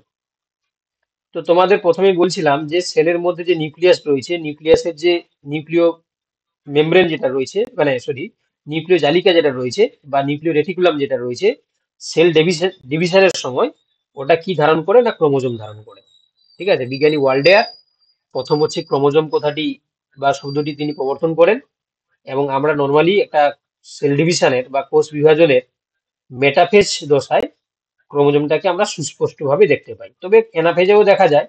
যদি তোমাদের একটা ফেজ যদি জিজ্ঞাসা করে তাহলে তোমরা বলবে মেটাফেজ দশায় আমরা ক্রোমোজোমটাকে ভালো করে আইডেন্টিফাই করতে পারি, তাই না? এই জন্য মেটাফেজ দশায় আমরা ক্যারিওটাইপ করি। এবার দেখো এই ক্রোমোজোমের ক্ষেত্রে সবচেয়ে বেশি ক্রোমোজোম এবং সবচেয়ে কম ক্রোমোজোম যুক্ত যদি জীবের নাম জিজ্ঞাসা করে তাহলে অবভিয়াসলি জীব মানে হচ্ছে দুটো পড়ে আছে এখানে, একটা হচ্ছে অ্যানিমেল এবং প্ল্যান্ট। তো উদ্ভিদের ক্ষেত্রে এবং প্রাণীর ক্ষেত্রে যদি তোমরা মনে রাখো, দেখো অ্যানিমেলের ক্ষেত্রে বেশি কম ক্রোমোজোম যুক্ত জীবের নাম কি? অ্যাসকারিস, তার ক্রোমোজোম নাম্বার কত? 2n=2। আবার যদি হ্যাপ্লোপেপাস ক্ষেত্রে দেখো, গ্রাসিলিসের ক্ষেত্রে 2n=4। বুঝতে পারলে? ডিপ্লয়েড ক্রোমোজোম নাম্বার মাত্র 4 কার দেখা যাবে? উদ্ভিদের ক্ষেত্রে হ্যাপ্লোপেপাস, গ্রাসিলিস। আর বেশি ক্রোমোজোম নাম্বার যুক্ত যদি জীবের নাম তোমাদেরকে জিজ্ঞাসা করা হয় তাহলে এই যে তোমার ওলাকান্থ, তোমার হচ্ছে 2n=1600। ভাবতে পারছো কতটা নাম্বার অফ ক্রোমোজোম? আর উদ্ভিদের ক্ষেত্রে টেরিডোফাইটের ক্ষেত্রে 2n তোমার অ্যাপ্রক্স হচ্ছে তোমার 1200। তাহলে এই ক্রোমোজোম নাম্বার থেকে তোমরা নিশ্চয়ই এটা আইডিয়া পেয়ে গেছো যে বেশি ক্রোমোজোম নাম্বার মানে সেটা বেশি অ্যাডভান্সড এনিমেল বা তোমার হচ্ছে কি অর্গানিজমস, এটা কিন্তু কোনোভাবেই নয়। কারণ মানুষের ক্ষেত্রে ক্রোমোজোম নাম্বার কত? 2n=46। আর আমাদের পৃথিবীতে সবচেয়ে অ্যাডভান্সড যদি অ্যানিমেল কেউ থাকে বা অর্গানিজমস কেউ থাকে তাহলে হিউম্যান। তো সেক্ষেত্রে আমরা বলতে পারবো না যে number of chromosome equal to advanced of the organisms character, সেটা আমরা কিন্তু বলতে পারবো না। কারণ সেক্ষেত্রে এইটা যার ক্রোমোজোম নাম্বার 1600 সেই সবচেয়ে বেশি অ্যাডভান্স হওয়ার কথা ছিল। কি বলা বুঝতে পারলে? তো এটা এমনটা নয়। অ্যাক্টিভ জিন বা তোমার হচ্ছে ডিএনএ কোয়ালিটির উপর ডিপেন্ড করবে সেই অর্গানিজমসটা অ্যাডভান্স হবে না প্রিমিটিভ হবে। ঠিক আছে? তো এই স্লাইডটা ভালো করে মনে রাখবে। আচ্ছা, একটা ক্রোমোজোমের ক্ষেত্রে তোমরা নিশ্চয়ই দেখতে পাচ্ছ যে এটা একটা ক্রোমোজোমের স্ট্রাকচার। এখানে আমরা দেখতে পাচ্ছি সেন্ট্রোমিয়ারের দুদিকে হচ্ছে কি এগুলোকে বলা হয় ক্রোমাটিড। একটা ক্রোমোজোমের যদি আমরা স্ট্রাকচার দেখি তাহলে দুটো খাঁজ দেখা যায়, একটা সেকেন্ডারি কনস্ট্রিকশন বা গৌণ খাঁজ, একটা প্রাইমারি কনস্ট্রিকশন বা প্রাইমারি খাঁজ। তো এই প্রাইমারি খাঁজে কি হয় না, সেন্ট্রোমিয়ার অবস্থান করে দুটো ক্রোমাটিডে ভাগ হয়ে যায়। যেটা আছে লং আর্ম সেটাকে আমরা কিউ বলি, যেটা শর্ট আর্ম সেটাকে আমরা পি বলে ডিনোট করি, তাই না? লং আর্ম সবসময় হচ্ছে কি তোমার কিউ দিয়ে প্রকাশ করা হয়, ছোট বাহুটাকে আমরা পি দিয়ে প্রকাশ করি। এছাড়া আমরা আরো অনেক জিনিসপত্র দেখতে পাই এটা ক্রোমোজোমের ক্ষেত্রে। এবার দেখো এই ক্রোমোজোমের যদি আমরা রাসায়নিক উপাদান দেখি তাহলে কি দেখতে পাবো না, রাসায়নিক উপাদানে দেখো আমরা 3টি উপাদান দেখতে পাই। একটা দেখো প্রোটিন, একটা দেখো ডিএনএ এবং একটা হচ্ছে আরএনএ। এতে যদি পার্সেন্টেজ দেখো, প্রোটিনটা বেশি থাকে, প্রায় 60% প্রোটিন থাকে, আর ডিএনএ থাকবে স্যার 45%, আরএনএ 5%। হ্যাঁ বলো। নিউক্লিয় জালিকা যেটা ওটাতে ক্রোমোজোমে পরিণত হচ্ছে, ইয়েস। কিন্তু স্যার ক্রোমাটিড তন্তু থেকে তো ক্রোমোজোম তৈরি হয় না? ক্রোমাটিড তন্তু মানে কার ক্রোমাটিন তন্তু? যেটা হচ্ছে তোমার নিউক্লিয় জালিকা যেটা বা রেটিকুলাম যেটা, ওটাই হচ্ছে ক্রোমাটিন ফাইবার হিসাবে কাজ করে দিয়ে কন্ডেন্সড হয়ে গিয়ে ক্রোমোজোম ধারণ করে, যখন তার সঙ্গে এই ডিএনএ আরএনএ এবং প্রোটিন গুলো কন্ডেন্সড হয়। বুঝতে পেরেছো তো? ওই পার্টটা মেইনলি স্যার নিউক্লিয় জালিকার এই ক্রোমাটিন। হ্যাঁ একদম। দেখো এবার দেখো এই যে প্রোটিনের কথা বলা হচ্ছে এখানে, এই প্রোটিনটা হচ্ছে তোমার দু প্রকারের হয়। একটা আছে হিস্টোন প্রোটিন, এটা হচ্ছে তোমার নন হিস্টোন প্রোটিন বা ও হিস্টোন প্রোটিন। তো হিস্টোন প্রোটিন কি কি হতে পারে দেখো, H1 histone protein, H2A histone protein, H2B histone protein, H3 histone protein, H4 histone protein. কত প্রকারে হলো? 1 2 3 4 5। তাহলে 5 প্রকারের হিস্টোন প্রোটিন তারা পার্টিসিপেট করছে ক্রোমোজোম ধারণ করার জন্য। আবার নন হিস্টোন প্রোটিন দেখো অ্যাক্টিন, মায়োসিন, টিবিউলিন, এছাড়া আরো অনেক পদার্থ রয়েছে যারা কাজ করে। আর কিছু মিনারেলস কাজ করে, তোমরা জানো Mg2+, এরাও কিন্তু হেল্প করে এটা ক্রোমোজোমের তোমার হচ্ছে কেমিক্যাল কম্পোজিশন। তো এই ক্রোমোজোমের গুরুত্ব তো অনেক রয়েছে তোমরা জানো। যেমন তোমরা জানো যে এখানে আমরা কি দেখতে পাই যে তোমার হচ্ছে কি এরা বংশগত পদার্থ জিন ধারণ করে এবং ক্রোমোজোম তোমার প্রজাতির বংশগত ধারাকে তোমার হচ্ছে কি বংশ পরম্পরায় সঞ্চালিত করে। ঠিক আছে? ক্রোমোজোম হচ্ছে দেখো পুনর্বিন্যাস বা রিকম্বিনেশনের জন্য অভিব্যক্তি বা ইভলিউশন ঘটে, এটাও তোমাদেরকে মনে রাখতে হবে। আচ্ছা, হিস্টোনের কথা যখন আমি বলছিলাম, তো এই হিস্টোন প্রোটিনে দেখো মনে রাখবে rich in the basic amino acid, মানে ক্ষারীয় অ্যামাইনো অ্যাসিড গুলো বেশি থাকবে। যেমন তোমরা দেখতে পাচ্ছ আর্জিনিন এবং লাইসিন, এরা হচ্ছে ক্ষারীয় অ্যামাইনো অ্যাসিড, এরা সবচেয়ে বেশি থাকে। ঠিক আছে, এটা এটা কিন্তু মনে রাখবে, কারণ এই এই জিনিসগুলো থেকেই পরীক্ষায় প্রশ্ন তুলে দেয়। ঠিক আছে, তো সেক্ষেত্রে এগুলোকে কিন্তু একটু বেশি গুরুত্ব দিয়ে দেখবে। হুম। আচ্ছা, এবার দেখো ক্রোমোজোমে যদি আমরা আল্ট্রা স্ট্রাকচার স্টাডি করি, হ্যাঁ, তাহলে আমরা কি দেখ, এবং এটা প্রথমে কে করেছিল দেখো, দুজন সায়েন্টিস্ট, কারণ এখন সায়েন্টিস্ট দিয়ে প্রশ্ন দিচ্ছে তোমরা জানো। তো দেখো ফিঞ্চ এবং ক্লাঙ্ক এরা 1976-এ দেখো সলিনয়েড মডেল অনুযায়ী ক্রোমোজোমের দেখো সাব মাইক্রোস্কোপিক গঠনটি তারা তুলনা করেন বা তারা উপস্থাপন করেন। তো সেক্ষেত্রে তোমরা দেখতে পাচ্ছ, তো ক্রোমোজোমের একটা সবচেয়ে ইউনিটটাকে যদি আমরা দেখি তাহলে নিউক্লিওজোম, ঠিক আছে, যেটা হচ্ছে হিস্টোন অক্টামার এবং ডিএনএ তন্তু একসঙ্গে যুক্ত হয়ে গিয়ে এইরকম তোমার নিউক্লিওজোম তৈরি করে। এর যদি আমরা কোথাও কোথায় লেখা আছে 10 ন্যানোমিটার ফাইবার, কোথাও আবার 11 ন্যানোমিটার, তো কনফিউশনে যাবে না, যেখানে তোমার অপশনে থাকবে 10 ন্যানোমিটার বা 11 ন্যানোমিটার, তোমরা সেটাকেই অ্যান্সার করবে। এবার এই এই নিউক্লিওজোম গুলো আবার যখন কন্ডেন্সড হচ্ছে বা নিজের মধ্যে যখন দলা পাকাচ্ছে, তখন তার স্ট্রাকচার হয়ে যাচ্ছে কি না 30 ন্যানোমিটার ফাইবার সলিনয়েড মডেল। ঠিক আছে, এবং প্রতিটি টার্নে, এই যে প্রতিটি টার্নে প্রায় 6টি করে নিউক্লিওজোম একসঙ্গে যুক্ত হয়ে, আচ্ছা, এরা এরা যখন আবার কন্ডেন্সড হচ্ছে তখন কি তৈরি করছে দেখো না 300 ন্যানোমিটারের, ঠিক আছে, সুপার সলিনয়েড গঠন তৈরি করছে। তারপরে দেখো তারা তোমার কন্ডেন্স সেকশন অফ ক্রোমোজোম তৈরি করছে 700 ন্যানোমিটারে, এবং পরবর্তীকালে যখন আমরা মেটাফেজ দশায় দেখতে পাই, মেটাফেজি ক্রোমোজোম, তখন আমরা কি দেখতে পাই না এরকম ক্রোমোজোম দেখতে পাই, তার দৈর্ঘ্যটা মানে তার হচ্ছে কি তোমার লেন্থটা কত হয়, এই যে ব্রেথটা, অ্যাকচুয়ালি লেন্থ নয়, ব্রেথটা কত হয় 1400 ন্যানোমিটার। তাহলে এই এই জিনিসগুলো মনে রাখবে, যখন অক্টামার তৈরি করছে হিস্টোন অক্টামার মানে নিউক্লিওজোম, তখন 10 ন্যানোমিটার বা 11 ন্যানোমিটার, সলিনয়েড ফাইবার যখন হচ্ছে 30 ন্যানোমিটার, তারপর হচ্ছে সুপার সলিনয়েড হচ্ছে 300 ন্যানোমিটার, মেটাফেজ ক্রোমোজোম হচ্ছে কি 1400 ন্যানোমিটার। ভাইটাল একটা স্লাইড, ভালো করে মনে রাখবে। ঠিক আছে, এটা কিন্তু তোমার NET SET GATE plus SSC তো কোশ্চেনে কিন্তু এখান থেকে সেট করা হয়, তোমরা কিন্তু এটা মনে রাখবে, কোনোভাবেই এটাকে স্কিপ করবে না। ঠিক আছে, এটা মনে রাখবে। এবার দেখো যেটা স্যার আমরা বলছি কি নিউক্লিওজোম হিস্টোন অক্টামার দেখাচ্ছি, আমি হিস্টোন অক্টামারটা আমি দেখাচ্ছি। দেখো হিস্টোন অক্টামার কিভাবে ঠিক তৈরি আছে। হয় দেখো। হ্যাঁ, তো নিউক্লিওজোমের ক্ষেত্রে ঠিক আছে, তোমরা দেখতে পাচ্ছ যে ডিএনএর সঙ্গে হিস্টোন প্রোটিন কম্বিনেশনে এই নিউক্লিওজোমটা তৈরি করে। হিস্টোন প্রোটিন তোমাদেরকে বলা হচ্ছিল দেখো 5 প্রকার, তার মধ্যে 4 প্রকার কি কি, H2A, H2B, H3, H4, এরাই হচ্ছে কোর অক্টামার তৈরি করে। কি তৈরি করে? কোর অক্টামার এরা ফর্ম করছে। তাহলে এই কোর অক্টামার কিভাবে তৈরি হয় ভালো করে শোনো। এই দেখো H2A, H2B, এরা হচ্ছে কি হোমোডাইমার তৈরি করছে, আবার H2A আবার H2B এরা হচ্ছে কি তোমার তোমার কি করছে দেখো, মানে হেটারোডাইমার, সরি হোমোডাইমার নয়, হেটারোডাইমার তৈরি করছে। তাহলে এরা ডাইমার ডাইমার যুক্ত হয়ে গিয়ে কি হচ্ছে টেট্রামার তৈরি করছে। ঠিক একই সঙ্গে H3H4 হেটারোডাইমার, আবার H3H4 হেটারোডাইমার, এরা যখন আবার পরস্পর যুক্ত হয়ে আছে তাহলে কি হচ্ছে হেটারোটেট্রামার তৈরি করছে। তাহলে হেটারোটেট্রামার প্লাস হেটারোটেট্রামার যুক্ত হয়ে গেলে কি করছে না কোর অক্টামার তৈরি করছে।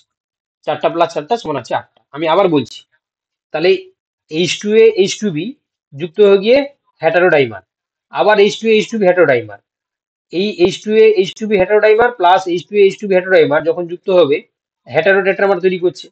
সেই সঙ্গে H3H4 এরাও হেটারোটেট্রামার তৈরি করে, যখন এরা পরস্পর একসঙ্গে কন্ডেন্সড হচ্ছে বা যুক্ত হচ্ছে তখন হিস্টোনের সরি নিউক্লিওজোমের কোর অক্টামার ফর্ম করছে। বুঝতে পারলে? তাহলে এইভাবে কোর অক্টামার তৈরি হয়ে গেল কি নিয়ে না হিস্টোন প্রোটিন নিয়ে, হিস্টোন প্রোটিন নিয়ে।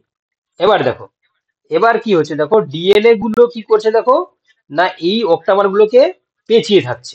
ঠিক আছে, কি করছে না পেঁচিয়ে থাকছে, এবং দেখা গেছে এই যে লেন্থটা দেখতে পাচ্ছ একটা হিস্টোন প্রোটিনের, বলছে নিউক্লিওজোম বিট 8 হিস্টোন মলিকুলস। কেন? এই যে অক্টামার মানে হচ্ছে 8টা আছে হিস্টোন রয়েছে, তাই না? এই দেখো 1 2 3 4 5 6 7 8, এই 8টা যে তোমার হিস্টোন রয়েছে, এবং তাকে বলছে যে 146 বেস পেয়ার অফ ডিএনএ, মানে এই যে ডিএনএ যে পেজ দিচ্ছে কত না ডিএনএ গুলো থাকছে কত না 146টা আছে তোমার বেস পেয়ার ডিএনএ এটাকে পেজ দিচ্ছে। ওকে, দিয়ে 146টা নিয়ে হচ্ছে তোমার তৈরি হচ্ছে। এবং দেখো আর একটা জিনিস তোমরা মনে রাখবে যে এই নিউক্লিওজোমের গঠন প্রথম মানে মডেলটি উপস্থাপন কে করেন?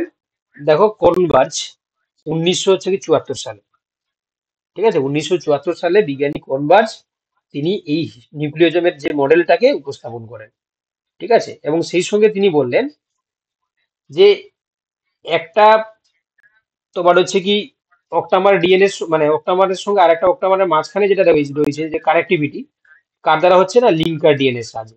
লিঙ্কার ডিএনএ কি করছে? কানেক্টিভিটি তৈরি করছে। এবং আরেকটা জিনিস তোমরা মাথায় রাখো, আমরা যখন এখানে পড়ছিলাম যে হিস্টোন প্রোটিন 5 প্রকারে, তার মধ্যে H1 ছিল, তাহলে এতক্ষণ তো কোনো H1 এর কোনো ভূমিকা তুমি পেলে না।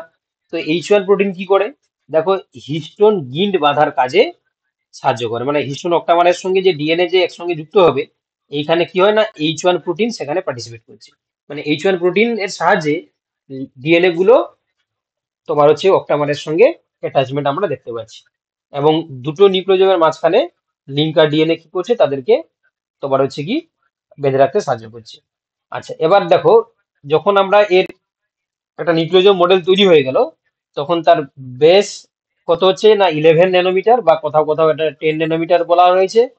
আর এটা হচ্ছে কি তোমার দৈর্ঘ্যটা কত হয়, 6 ন্যানোমিটার, ঠিক আছে, এটাও তোমরা মাথায় রাখবে। চলো, এবার হচ্ছে কি টেলোমিয়ার। সবাই বুঝতে পারছো তো? হ্যাঁ স্যার স্যার। কোর অক্টোমারটা কিভাবে হলো আরেকবার বলবেন?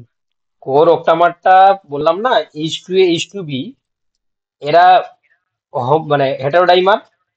আবার একটা দেখো, H2A H2B কি হলো, দুটো আলাদা হেটারোডাইমার।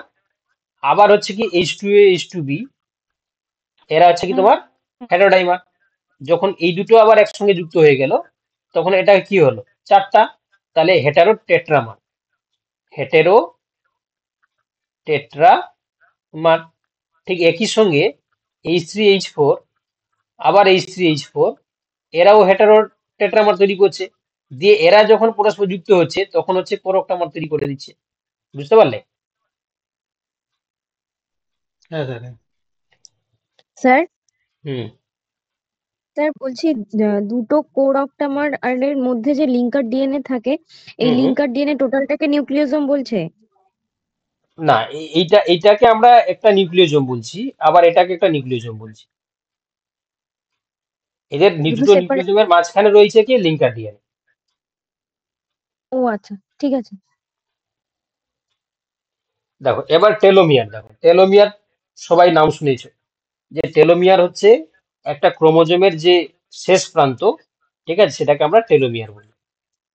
তো এই টেলোমিয়ারে যে দুটো শেষ প্রান্তকে টেলোমিয়ার বলছি, এটা কিন্তু অনেকটাই সিগনিফিকেন্ট রোল প্লে করে। কিভাবে রোল প্লে করছে দেখো, না দেখো, এখানে রিপিটেটিভ ডিএনএ সজ্জাক্রম থাকে, ঠিক আছে। এবং এই অঞ্চলটি দেখো, আমরা ডিএনএ একতন্ত্রী বা ভগ্ন দ্বিতন্ত্রী গঠনের মতন দেখতে পাই। এবং এখানে তোমার গুয়ানিন এবং সাইটোসিন, এই দুটো হচ্ছে কি তোমার নাইট্রোজেন বেস সবচেয়ে বেশি থাকে, ঠিক আছে। গুয়ানিন এবং সাইটোসিন বেস পেয়ারটা আমরা বেশি দেখতে পাই। হ্যাঁ, এবং যদি আমরা, এবং এখানে নন ওয়াটসন ক্রিক বেস পেয়ার, কারণ তোমরা জানো ওয়াটসন ক্রিক বেস পেয়ার কাকে বলে। এডেনিন সর্বদা থাইমিনের সঙ্গে, গুয়ানিন সবসময় সাইটোসিনের সঙ্গে বন্ডিং করে থাকে। এ এবং থাইমিনের সঙ্গে দুটো হাইড্রোজেন বন্ড, গুয়ানিন সবসময় সাইটোসিনের সঙ্গে তিনটে হাইড্রোজেন বন্ড নিয়ে যুক্ত থাকে। কিন্তু এখানে যে বেস পেয়ার গুলো থাকে, তারা এই বেস পেয়ার গুলো মানে না, এবং নন ওয়াটসন ক্রিকের বেস পেয়ার দিয়ে এই অঞ্চলটা সমৃদ্ধ হয়। এবং স্টাডি করে দেখা গেছে যে এখানে সিকোয়েন্সটা যদি আমরা সোজাক্রম দেখি, দেখো 5' 3' যদি আমরা দেখি, থাইমিন দেখো 1 থেকে 4 থাকে, অ্যাডেনিন হচ্ছে 0 কিংবা 1টা থাকতে পারে, কিন্তু গুয়ানিনটা দেখো 1 থেকে 8টা থাকতে পারে। তো আমরা যদি বলতে পারি, দেখো গুয়ানিন রিচ কন্ডিশন আমরা কিন্তু এখানে দেখতে পাই টেলোমিয়ার রিজিয়নে। তাহলে আমরা এই একটা টেলোমিয়ার রিজিয়ন শনাক্ত করব কি করে, না যখন আমরা গুয়ানিন এবং সাইটোসিনের যদি সিকোয়েন্সটা সবচেয়ে বেশি থাকে, তাহলে সেটা আমরা দেখবো কি, সেটা টেলোমিয়ার, ঠিক আছে। এবং এর কিছু ইম্পর্টেন্স এখানে কি রয়েছে, গুরুত্ব সাইটোসিন রয়েছে। নেই যে? হুম। এখানে যেটা ফর্মুলাটা দেওয়া আছে ডিএনএ সজ্জাকরণ, এখানে সাইটোসিন তো দেওয়া নেই, কটা সংখ্যা আছে? না, এটা একটু বাবা চেঞ্জ হবে, এখানে সাইটোসিনটাও থাকে, কিন্তু সেটা হচ্ছে কি তোমার সবার ক্ষেত্রে কমপ্লিমেন্টারি নয়। সবচেয়ে বেশি থাকে হচ্ছে গুয়ানিন, এটা মনে রাখবে। দেখো এখানে লেখা আছে গুয়ানিন রিচটা আছে সবচেয়ে বেশি থাকে, গুয়ানিনটা সবচেয়ে বেশি থাকে। ঠিক আছে, এডেনিন, গুয়ানিন, সাইটোসিন, থাইমিনের মধ্যে মধ্যে গুয়ানিনটা সবচেয়ে বেশি থাকবে কোথায়, তোমার হচ্ছে কি টেলোমিয়ার। এবার দেখো এর ইম্পর্টেন্সটা ভালো করে মনে রাখবে, যে ক্রোমোজোমকে অন্য ক্রোমোজোমের সাথে যাতে না যুক্ত হতে পারে একটা ক্রোমোজোমের সঙ্গে আরেকটা ক্রোমোজোম, এই এই টেলোমিয়ার কি করছে, বাধা সৃষ্টি করছে। প্রথম গুরুত্ব। দ্বিতীয় গুরুত্ব কি বলছে, না ক্রোমোজোমকে মেটাফেজ দশায় অনুভূমিকভাবে সজ্জিত রাখতে সাহায্য করে এবং পোলারিটি প্রদান করে বলে। 3 নম্বর কি বলছে, প্রতিটি ডিএনএ সংশ্লেষে ক্রোমোজোম দৈর্ঘ্য হ্রাস পাওয়াকে প্রতিরোধ করে, যাতে ক্রোমোজোমের দৈর্ঘ্যটা হচ্ছে কি তোমার ছোট না হয়ে যায়। আচ্ছা, কোষের বার্ধক্য এবং মৃত্যু নিয়ন্ত্রণ করে, এটাও কিন্তু গুরুত্বপূর্ণ পয়েন্ট। মানে টেলোমিয়ার কি করছে, একটা কোষের যাতে বার্ধক্য এবং মৃত্যু না ঘটে যায় সেটাকে নিয়ন্ত্রণ করছে। ক্যান্সার নিয়ন্ত্রণেও সাহায্য করে। আচ্ছা, টেলোমিয়ার অঞ্চলটি ডিএনএ ক্রম এক বিশেষ উৎসেচক ধারণ করে, তার নাম টেলোমারেজ। এই টেলোমারেজ এনজাইম কিন্তু অ্যাকচুয়ালি এই ক্যান্সার প্রিভেন্ট করে বা এই যে তোমার বার্ধক্য বা কোষের মৃত্যুটাকে নিয়ন্ত্রণ করতে সাহায্য করে। এবার দেখো তোমাদেরকে বলা হলো যে একটা ক্রোমোজোমের যে দুটো ক্রোমাটিড রয়েছে তার মাঝখানে যে অংশটা থাকে তাকে আমরা কি বলি, সেন্ট্রোমিয়ার। সেন্ট্রোমিয়ার। এই সেন্ট্রোমিয়ারের পজিশন ক্রোমোজোমের কোন জায়গায় থাকে তার উপর ভিত্তি করে মেনলি আমরা ক্রোমোজোমকে 4টি ভাগে ভাগ করি। কি কি, অ্যাসেন্ট্রিক যদি কোনো সেন্ট্রোমিয়ার না থাকে, মনোসেন্ট্রিক মানে যদি একটা সেন্ট্রোমিয়ার থাকে। আচ্ছা, এটা আছে কি তোমার কটা সেন্ট্রোমিয়ার থাকে, সরি এটা আছে সংখ্যার উপর, এটা আমরা বলছি কি সেন্ট্রোমিয়ারের সংখ্যার উপর। যদি সেন্ট্রোমিয়ার না থাকে তখন অ্যাসেন্ট্রিক বলা হয়, যদি একটা সেন্ট্রোমিয়ার থাকে তাকে বলা আছে কি, আচ্ছা যার সেন্ট্রোমিয়ার থাকে না অ্যাসেন্ট্রিক, এই ক্রোমোজোম কিন্তু নষ্ট হয়ে যায়, এটা স্টেবল হতে পারে না, এটা হচ্ছে কি তোমার নন স্টেবল। ঠিক আছে, আর একটা থাকলে তখন তাকে মনোসেন্ট্রিক, দুটো থাকলে তখন ডাইসেন্ট্রিক, আর অনেকগুলো থাকলে তাকে আমরা পলিসেন্ট্রিক বা হলোসেন্ট্রিক বা ডিফিস সেন্ট্রোমিয়ার আমরা বলতে পারি। এবার যেটা আমি বলছিলাম, পজিশনের উপর ভিত্তি করে সেন্ট্রোমিয়ারের আমরা ক্রোমোজোমকে ভাগ করি। দেখো যদি মিডিলে থাকে তখন তাকে আমরা মেটাসেন্ট্রিক বলি, তাহলে পি সমান কি হয়ে যাবে, কিউ হয়ে যাবে। পিটা আছে কি তোমার স্মল আর্ম, কিউটা আছে লং আর্ম, দুটোই সমান হয়ে যাবে কারণ মেটাসেন্ট্রিক। আর যদি হচ্ছে দেখো মাঝের থেকে একটু দূরে থাকছে তখন তাকে বলা হয় সাব মেটাসেন্ট্রিক। তাহলে সাব মেটাসেন্ট্রিক ক্ষেত্রে কি হবে, তোমার দুটো আর্ম হচ্ছে কি ছোট বড় হবে। আর যদি অ্যাক্রোসেন্ট্রিক হয় প্রায় কাছাকাছি উপরের দিকে, পুরো একদম পুরো প্রান্তের দিকে কিন্তু প্রান্তে নয়, তখন তাকে বলা হচ্ছে কি বলা হয় অ্যাক্রোসেন্ট্রিক। আর টেলোসেন্ট্রিক কাকে বলে, একদম পুরো শেষ প্রান্তে রয়েছে, একটা প্রান্তে রয়েছে, তখন তাকে বলে টেলোসেন্ট্রিক। তাহলে তোমরা মনে রাখবে মেটাসেন্ট্রিক মানে সেন্ট্রোমিয়ারটা দুটো ক্রোমাটিডের মাঝখানে থাকবে, সাব মেটাসেন্ট্রিকটা মাঝখান থেকে একটু দূরে, অ্যাক্রোসেন্ট্রিকটা আছে কি মানে প্রান্তের কাছাকাছি, আর টেলোসেন্ট্রিক মানে একদম প্রান্ত ভাগে যদি থাকলে তখন তাকে বলা হয় তোমার টেলোসেন্ট্রিক। স্যার এখানে আকারগুলো একটু বলে দেবেন, গুলিয়ে যায়, মানে ওই মেটাসেন্ট্রিকটা ভি আকৃতির হয়, আচ্ছা দেখো তাহলে অ্যাক্রোসেন্ট্রিক। আমি বলে দিচ্ছি, দেখো টেলোসেন্ট্রিকের ক্ষেত্রে কি হবে, টেলোসেন্ট্রিকের ক্ষেত্রে তোমার এটা মেনলি হবে আই শেপেড হবে, তাই না। আচ্ছা, মেটাসেন্ট্রিকের ক্ষেত্রে কি হবে, ভি শেপেড হবে। আচ্ছা, সাব মেটাসেন্ট্রিকের ক্ষেত্রে কি হবে, এল শেপেড হবে, তাই না। আর তোমার হচ্ছে কি অ্যাক্রোসেন্ট্রিকের ক্ষেত্রে কি হবে, জে শেপেড হবে। চলো দেখো এবার কাইনেটোকোর আর নোর এই দুটো জিনিস নিয়ে আমরা দেখব। দাঁড়া, আর কটা স্লাইড আছে। স্যার টেলোমিয়ারটা শুধু স্যার প্রান্তের দিকে এক সাইডেই থাকে তো? হ্যাঁ, টেলোমিয়ার একদম পুরো একদম প্রান্তের দিকে থাকে না, আরো অনেকগুলো স্লাইড আছে, আজকে মনে হয় পুরোটা শেষ করা যাবে না। হ্যাঁ স্যার, আজকে এইটুকুই থাক। দাঁড়াও, এই কাইনেটোকোর আর নোটটা পড়িয়ে দিই,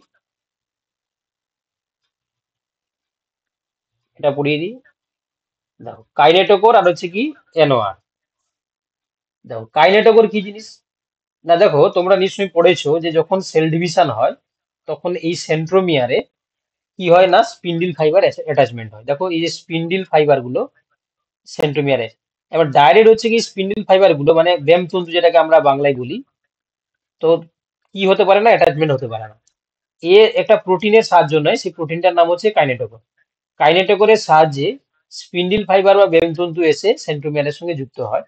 তো সেটাই বলছি, দেখো যে ক্রোমোজোমের সেন্ট্রোমিয়ার অঞ্চলে নির্দিষ্ট ডিএনএ সজারিতি পাওয়া যায়। এই অঞ্চলে বিশেষ প্রোটিন দ্বারা গঠিত যে চাকতির ন্যায় ত্রিস্তরীয় গঠন আমরা দেখতে পাই তাদেরকে বলা হয় কাইনেটোকোর, বুঝতে পারলে। এবং মেটাফেজ দশায় 4 থেকে 40টি ব্যামতন্তু প্রতিটি কাইনেটোকোরের সাথে যুক্ত হয়ে ক্রোমোজোমের অ্যানাফেজিক চলনটাকে নিয়ন্ত্রণ করে। ঠিক আছে, মেটাফেজ দশায় 4 থেকে 40টি ব্যামতন্তু প্রত্যেকটা কাইনেটোকোরের সঙ্গে যুক্ত হবে, দিয়ে অ্যানাফেজ দশায় তোমরা জানো ক্রোমোজোম গুলোকে সেপারেট করে দেবে, তাই না? বা তোমার এই সেন্ট্রোম মানে কি বলবো ক্রোমাটিড গুলোকে আলাদা করবে।